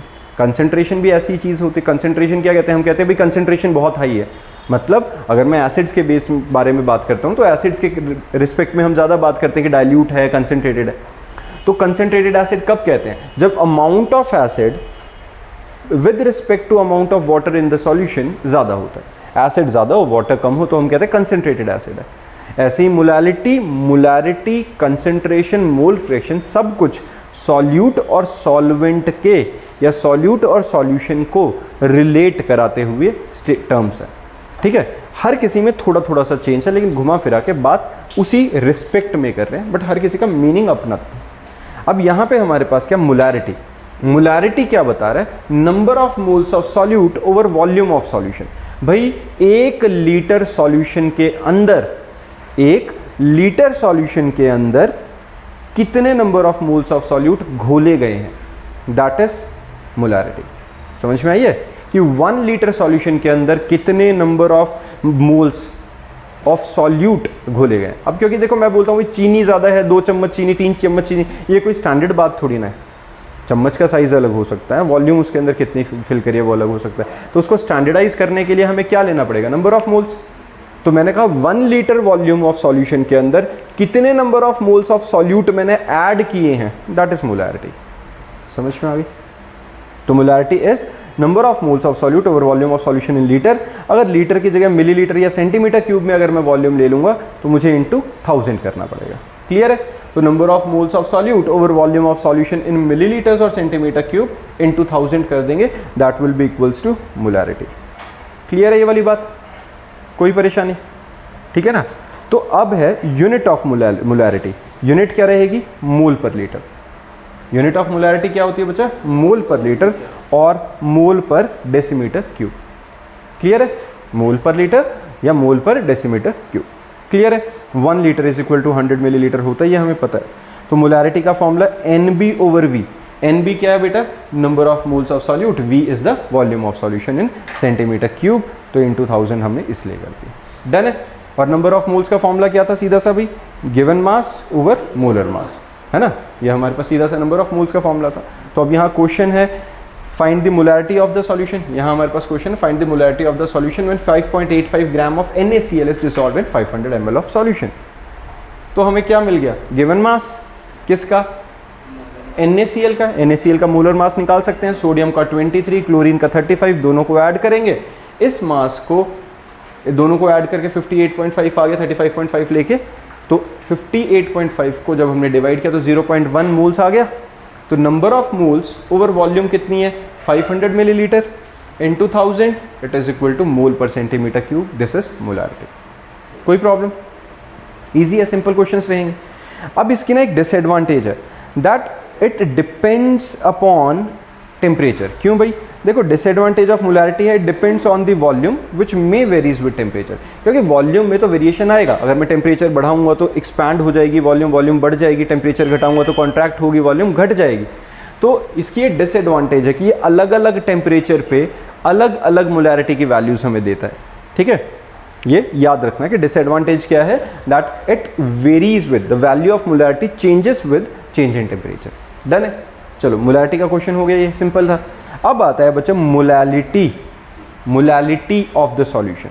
मोलैलिटी क्या होता है? It is the number of moles of solute dissolved पर 1000 ग्राम और केजी ऑफ सॉल्वेंट। भाई 1 किलो सॉल्वेंट में कितने number of moles of solute घुले हैं, ये ध्यान रखना। मोलारिटी क्या थी, वॉल्यूम ऑफ सॉल्यूशन के रिस्पेक्ट में। मोलालिटी क्या है, 1 केजी सॉल्वेंट के अंदर कितने number of moles of solute घोले हैं, दैट इज मोलालिटी। ठीक है, तो it is number of moles of solute over weight of solvent in KG, या number of moles of solute over mass of solvent in gram into 1000। तो इसकी unit क्या आ गई, मोल पर केजी, या मोल पर ग्राम लेंगे तो वो हमारे पास वो बन जाएगी। तो number of moles over weight. अब एक और फायदा है, भाई मोलालिटी में वॉल्यूम नहीं है, कहीं वॉल्यूम नहीं है, तो वेट और मास और वेट मतलब कांस्टेंट रहेंगे थ्रू आउट। अगर कांस्टेंट रहेंगे तो molality will never going to change with the change in temperature. ठीक है, तो ये फिक्स रहेगी, चाहे जितना मर्जी टेम्परेचर को चेंज कर दो, but the value of molality will always remain constant, always remain same. Done है ये बात। इसका फॉर्मूला क्वेश्चन करते हैं। देखो फॉर्मूला हमें मिल गया, calculate the molality of the solution containing 20.7 gram of potassium carbonate dissolved in 500 ml of solution, और डेंसिटी ऑफ द सॉल्यूशन हमने 1 ग्राम पर लीटर मान लिया। निकालना क्या, molality. Potassium carbonate K2C2 K2CO3। अब K2CO3 पोटेशियम, इसका गिवन मास कितना है, 20.7 क्वेश्चन में गिवन है, और वॉल्यूम कितनी है 500 ml। अब देखो 500 ml है, मुझे निकालनी मोलालिटी है, पर मुझे तो वेट चाहिए था, पहली प्रॉब्लम है ना। एक सेकंड पॉज करना होता है। हाँ ठीक है, तो यहाँ पे हमारे पास क्या बन गया, अब हमारे पास तो वॉल्यूम है, वॉल्यूम की जगह मुझे क्या चाहिए, मास, वेट चाहिए। तो देखो बच्चा, मेरे को कोई चीज़ दे रखी है, इन्होंने डेंसिटी दे रखी है, तो जितनी वॉल्यूम है उसको अगर मैं डेंसिटी से मल्टीप्लाई कर देता हूँ तो वेट आता है। Mass is equal to volume into density. Density का फॉर्मूला क्या होता है, मास पर यूनिट वॉल्यूम, तो mass is equal to volume into density cross multiply करके। हुआ कि नहीं, तो मास आ गया 500 into 1, that will be equal to 500 gram only. तो निकल गया मास। जो हमें वेट ऑफ सॉल्वेंट चाहिए था, मास ऑफ सॉल्यूशन। पहली बात, एक और चीज़ इसमें ध्यान दे रहे हैं, ये जो गिवन है ना, ये 500 क्या गिवन है बच्चे, ये गिवन है सॉल्यूशन की वॉल्यूम। सक्षम बच्चा, समझ में आ रहा है ये वाला? Yes sir. ठीक है, ये क्या है, 500 ml ऑफ सॉल्यूशन। मुझे मोलालिटी के लिए मास ऑफ सॉल्वेंट चाहिए, सॉल्यूशन का मास नहीं चाहिए। तो मैंने क्या किया, पहले मास ऑफ सॉल्यूशन निकाल लिया। कैसे, मास ऑफ सॉल्यूशन के लिए मास ऑफ सॉल्यूशन में जो वॉल्यूम थी उसको डेंसिटी से मल्टीप्लाई किया, तो 500 ग्राम का सॉल्यूशन है। अब मुझे उसमें दे रखा 20.7 ग्राम का तो सॉल्यूट ही था, तो इस सॉल्यूट के वेट को अगर वॉल्यूम मतलब मास ऑफ सॉल्यूशन में से माइनस कर दूंगा तो मास ऑफ सॉल्वेंट आया कि नहीं, समझ में आई। Solute plus solvent is equal to solution. तो सिर्फ सॉल्वेंट निकालना है तो सॉल्यूशन में से सॉल्यूट का मास माइनस कर दो, सीधी कहानी है। तो मेरे पास मास ऑफ सॉल्वेंट आ गया। अब मेरा काम क्या रह गया, नंबर ऑफ मोल्स निकालने का। तो नंबर ऑफ मोल्स का फॉर्मूला क्या होता है, given mass by molar mass. K2CO3 का मोलर मास निकला 138 ग्राम, पोटेशियम का, कार्बन का, ऑक्सीजन का प्लस करके, है ना। तो यहाँ से हमारे पास number of moles over mass of solvent into 1000 solve किया, and this is moles per KG. ये हमारे पास क्या आ गया है, मोलालिटी की वैल्यू। क्लियर है बच्चा? ठीक है गोविंद। अब आता है बच्चे मोल फ्रैक्शन। मोल फ्रैक्शन नाम से समझ में आ रहा है, मोल के फ्रैक्शंस, मतलब it is the ratio of number of moles of one component to the total number of moles. यही हुआ ना, उस एक कंपोनेंट के मोल का फ्रैक्शन सॉल्यूट और सॉल्वेंट के साथ मिला गया। जैसे Na is the number of moles of solute, Nb is the number of moles of solvent. तो mole fraction of solute that is XA is equal to Na over Na plus Nb. Na over Na plus Nb. This is mole fraction of solute. This is mole fraction of solvent. Solvent के case में क्या करेंगे, number of moles of solute over total number of moles निकलेंगे। और since it is the fraction, तो दोनों का मिला जुला के fractions का सम क्या होना चाहिए, 1। फ्रैक्शन का तो टोटल सम हमेशा 1 होएगा, 1/2 प्लस 1/2 1, 1/4 प्लस 3/4 वो भी हमेशा 1, है ना। तो हमेशा फ्रैक्शंस का सम क्या बनता है अपना, 1 बनेगा। तो यहाँ से मैं XA is equal to 1 minus XB और XB is equal to 1 minus XA भी निकाल सकता हूँ कि अगर दो चीज़ों का मोल फ्रैक्शन निकालना है, एक का निकाल लो, दूसरे का 1 में से माइनस करके निकल आएगा। क्लियर है ये बात? इसके बाद आता है बच्चा स्पेसिफिक वॉल्यूम। एक स्पेसिफिक वॉल्यूम क्यों लिखा है मैंने यहाँ पे, क्योंकि काफ़ी सारे क्वेश्चंस के अंदर ये टर्म लिखी आ रही थी और बच्चे कंफ्यूज हो रहे थे इसमें। तो ये स्पेसिफिक वॉल्यूम का मतलब होता है number of cubic metre occupied by 1 kg of substance. तो स्पेसिफिक वॉल्यूम बेसिकली होता है क्या, 1 बाय डेंसिटी। अगर मुझे स्पेसिफिक वॉल्यूम गिवन है और मुझे डेंसिटी निकालनी है तो सीधा रेसिप्रोकल कर दो। तो स्पेसिफिक वॉल्यूम इज 1/डेंसिटी। ठीक है, जैसे डेंसिटी का फॉर्मूला क्या होता है, यूनिट क्या होती है, केजी पर मीटर क्यूब, ये मीटर क्यूब पर केजी है, उल्टा है उसका। तो रेसिप्रोकल कर दो स्पेसिफिक वॉल्यूम को, वो हमें डेंसिटी मिल जाती है। कहीं क्वेश्चन में ज़रूरत पड़ेगी तो यूज़ कर लेंगे इसे। ठीक है, ये फॉर्मूला पेन डाउन कर लो, लिख लो। अब आता है नॉर्मेलिटी। भाई नॉर्मेलिटी क्या है? नॉर्मेलिटी होता है इट इज़ दी, देखो अब इसमें ना एक और चीज़ समझना, इसमें हर बार एक अलग अलग एक अननोन टर्म आती जाएगी और हम हर उस अननोन टर्म की वैल्यू निकालते जाएंगे और धीरे धीरे करके फिर नॉर्मेलिटी पे पहुंचेंगे। और ये नॉर्मेलिटी का क्वेश्चन हमें उल्टा स्टार्ट करना होता है। अभी बताता हूँ क्यों। फॉर्मूला देखो नॉर्मेलिटी का पहले, it is the number of gram equivalent of solute dissolve पर लीटर ऑफ सॉल्यूशन। क्या लिखा है? ग्राम इक्विवेलेंट ऑफ सॉल्यूट। अब ये जो ग्राम इक्विवेलेंट है ये हमें पता ही नहीं क्या होता है। नंबर ऑफ मोल्स तो पता था, ग्राम इक्विवेलेंट का आइडिया ही नहीं हमें क्या है। तो it is number of gram equivalent of solute over volume of solution. Volume हमें पता है क्या है, पर ग्राम इक्विवेलेंट नहीं पता। तो एक काम करते हैं, पहला टारगेट लेते हैं भाई, ये ग्राम इक्विवेलेंट निकालो। तो ग्राम इक्विवेलेंट ऑफ सॉल्यूट के लिए हम क्या करेंगे, gram equivalent of solute is equal to mass of solute over equivalent mass. अब यहाँ क्या आ गया, mass of solute. Mass of solute तो निकल जाएगा, पर ये इक्विवेलेंट मास कहाँ से निकालूं? अब ये प्रॉब्लम आ गई, क्योंकि अब हमें इक्विवेलेंट मास नहीं आता। तो इक्विवेलेंट मास का फॉर्मूला लगेगा molar mass bye valency factor. अब यहाँ से इक्विवेलेंट मास आएगा, पर यहाँ एक और प्रॉब्लम, अब हमें वैलेंसी फैक्टर भी नहीं आता। तो सबसे पहले शुरू कहाँ से करना पड़ेगा, वैलेंसी फैक्टर निकालने से। क्योंकि अगर वैलेंसी फैक्टर पता चल जाए तो मैं इक्विवेलेंट मास निकाल पाऊंगा, इक्विवेलेंट मास पता चल जाए तो मैं ग्राम इक्विवेलेंट मास निकाल पाऊंगा, ग्राम इक्विवेलेंट पता चल जाए तो नॉर्मेलिटी पे पहुंच पाऊंगा। क्लियर है? पहला मुद्दा वैलेंसी फैक्टर का आ गया है कि वैलेंसी फैक्टर क्या है। बेटा देखो, वैलेंसी फैक्टर होता है एसिड्स के लिए number of H positive ions dissociated in the solution. Number of H positive ion, भाई जैसे H2SO4 है, 2 हाइड्रोजन टूटेंगे उसमें से, H2SO4 में 2 हाइड्रोजन टूटेंगे।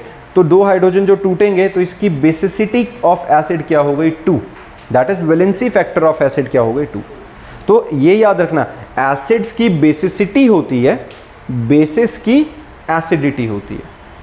एसिड की बेसिसिटी मतलब it is the tendency to neutralise the number of acids. ठीक है, it is the tendency to neutralise the number of bases. तो एसिड कितने बेसिस के मॉलिक्यूल्स को न्यूट्रलाइज कर पाएगा, जितने उसमें से H पॉजिटिव टूटेंगे।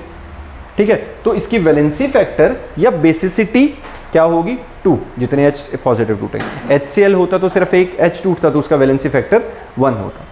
सिमिलरली अगर बेसिस होंगे तो नंबर ऑफ OH नेगेटिव जितने टूटेंगे सॉल्यूशन में, number of OH negative ions dissociated in the solution, that is number of hydroxide ion dissociated in the solution is valency factor of base or number of OH negative ions or acidity of the base. Clear है? तो acidity of the base क्या हुई, valency factor of base and it is equal to number of OH negative ions dissociated. Clear है बच्चा, किसी को परेशानी इसमें? Done. अब करेंगे क्या हम, पहले मैं निकाल लूंगा वैलेंसी फैक्टर, जैसे H2SO4 का ही लगा लो, उसके अंदर 2 आ गई, तो मैं वैलेंसी फैक्टर की वैल्यू यहाँ सब्स्टिट्यूट कर दूंगा, इक्विवेलेंट मास निकल जाएगा, मोलर मास है ना, मोलर मास तो हम निकाल ही सकते हैं अपॉन वैलेंसी फैक्टर, तो हमारा निकल गया इक्विवेलेंट मास। अब equivalent mass, mass of solute को इक्विवेलेंट मास से डिवाइड करूंगा तो ग्राम इक्विवेलेंट ऑफ सॉल्यूट आएगा। ग्राम इक्विवेलेंट को अगर मैं वॉल्यूम ऑफ सॉल्यूशन से डिवाइड कर दूंगा तो हमारे पास नॉर्मेलिटी आ जाएगी। तो समझ में आया मैंने क्यों बोला था कि उल्टा शुरू करना, पहले नीचे से स्टार्ट होगा। सबसे पहले वैलेंसी फैक्टर निकालो, फिर इक्विवेलेंट मास निकालो, फिर ग्राम इक्विवेलेंट निकालो और फिर नॉर्मेलिटी निकालो। डन है? नॉर्मेलिटी चांसेस हैं वैसे इस बारी +1 के सिलेबस में नहीं है, होती नहीं है, बट फिर भी कर लेना, अगर मतलब किसी के स्कूल में भी कराई और अदरवाइज भी JEE मेंस में हर कॉम्पिटिटिव के अंदर नॉर्मेलिटी आनी है तो कर ज़रूर लेना। अब नॉर्मेलिटी का एक और फॉर्मूला दे रहा हूँ बच्चा, जिसमें अगर हमें मोलैरिटी निकालनी आती है तो डायरेक्ट आ जाएगा। Normality is equal to molarity into molar mass by equivalent mass. अब कहानी फिर आती है भाई, इक्विवेलेंट मास निकालने की मेहनत है, तो इसको और आसान करते हैं। नॉर्मेलिटी एसिड्स के लिए मोलैरिटी इंटू बेसिसिटी कर दो सीधा। नॉर्मेलिटी क्या आती है, मोलैरिटी इंटू बेसिसिटी। बेसिसिटी कितने, जितनी वैलेंसी फैक्टर है, जितने वो H पॉजिटिव में टूटेंगे। सक्षम क्लियर है बच्चा? ये यस सर। है ना। Normality is equal to molarity into basicity. देखो बच्चे, ये जब जितना मैं करा रहा हूँ तुम्हें ऐसे नहीं आएगा, मैं कराए जा रहा हूँ और तुम्हें लग रहा है याद रहेगा, बहुत कुछ है, नोट्स बनाने पड़ेंगे, लिखना पड़ेगा। मैं पूरी नोट्स की पीडीएफ दे दूंगा तुम्हें, और साथ में जितने भी बीच में न्यूमेरिकल्स आएंगे वो सारे सॉल्व करेंगे, ठीक है। 3 दिन 2 दिन 4 दिन जितने लगे लगाओ, लेकिन इसको स्किप मत करना और एक एक स्टेप वाइज चल के नोट्स बनाते रहना, ठीक है। तो फिर समझ में आएगा, फिर जो डाउट्स होंगे फिर हम डिस्कस करेंगे। तो normality is equal to molarity into basicity, और बेसिस के लिए क्या रहेगा, normality is equal to molarity into acidity. Acidity क्या है, बेसिकली बेस की स्ट्रेंथ जितने OH नेगेटिव में टूटेंगे, मतलब, ठीक है। Number of OH negative dissociated for the base is acidity. तो नॉर्मेलिटी क्या निकल जाएगी हमारे पास, सीधा सा मोलैरिटी इनटू एसिडिटी। अब यहाँ कुछ इक्वेशंस होती हैं। पहली है नॉर्मेलिटी इक्वेशन, क्या होगी, N1V1 is equal to N2V2। मतलब अगर मैं किसी की वॉल्यूम चेंज करूंगा तो नॉर्मेलिटी चेंज होगी ऑब्वियसली। तो normality into given volume will be same for the solution which is equal to normality into volume for some other volume, ठीक है। तो मैं वॉल्यूम बदलूंगा तो नॉर्मेलिटी बदलेगी, तो N1V1 is equal to N2V2। Even यही इक्वेशन हमारी मोलैरिटी के लिए भी होती है, M1V1 is equal to M2V2। Clear बात है बच्चा ये, ठीक है ना। M1V1 is equal to M2V2। M1 क्या है, इनिशियल मोलैरिटी, M2 क्या है, molarity of new solution, V1 initial volume और V2 क्या है, volume of new solution. Clear है। इसी के साथ एक और फाइनल इक्वेशन आती है हमारी। अगर मान लो मेरे पास एक सॉल्यूशन है जिसकी मोलैरिटी अलग है, एक और सॉल्यूशन है जिसकी मोलैरिटी अलग है, मैं दोनों को मिक्स कर देता हूँ तो एक नए तरह का सॉल्यूशन आएगा। मान लो मेरे पास मेरे पास सॉल्यूशन है जिसके अंदर मीठा ज़्यादा ही है, चीनी मतलब चाय है मेरे पास, या दूध है जो ज़्यादा मीठा है, एक दूध है जो बहुत कम मीठा है, मैं दोनों को मिक्स कर दूंगा तो एक कंबाइंड सा सॉल्यूशन कुछ मिलेगा जो ठीक ठाक से मीठे वाला होगा। तो वो काम हो रहा है यहाँ पे कि एक M1 एक सॉल्यूशन जिसकी मोलैरिटी अलग थी और उसकी वॉल्यूम क्या थी, V1, और एक दूसरा सॉल्यूशन जिसकी मोलैरिटी अलग थी, M2V2। क्लियर है। M1V1 plus M2V2 will be equals to M3। M3 क्या है बेटा, एक नई मोलैरिटी जो कि दोनों के वॉल्यूम्स को ऐड करके हो जाएगी। क्लियर है। ये इक्वेशन लिखो, ये अगर हमारे पास दो सॉल्यूशंस को ऐड करके एक नया सॉल्यूशन बनेगा तो उसकी मोलैरिटी के लिए हम डायरेक्टली ये फॉर्मूला लगा देंगे, M1V1 plus M2V2 is equal to M3 into V1 plus V2। Done है बच्चे। इसी के बेसिस पे हमारे अब ये JEE मेंस की और कुछ एक्स्ट्रा न्यूमेरिकल्स खुल जाते हैं, ठीक है। ये सिर्फ JEE मेंस का पार्ट है, बाकी जो हमारे पास है ये हमारा पूरा चैप्टर बेसिक लेवल का सारा ख़त्म हो चुका है। जो बोर्ड लेवल का है वो सारा प्रिपेयर हो गया और इसके अंदर हमारा पूरा ये क्या है, न्यूमेरिकल्स हैं, क्वेश्चंस, प्रैक्टिस क्वेश्चंस हैं, ठीक है बच्चा। इसको सबको तुमने अटेम्प्ट करना है और जो डाउट्स होंगे वो हम डिस्कस कर लेंगे नेक्स्ट क्लास में, और जो थोड़े बहुत एक्स्ट्रा टॉपिक है वो भी नेक्स्ट टॉपिक के अंदर हम कवर कर लेंगे। क्लियर है बच्चा।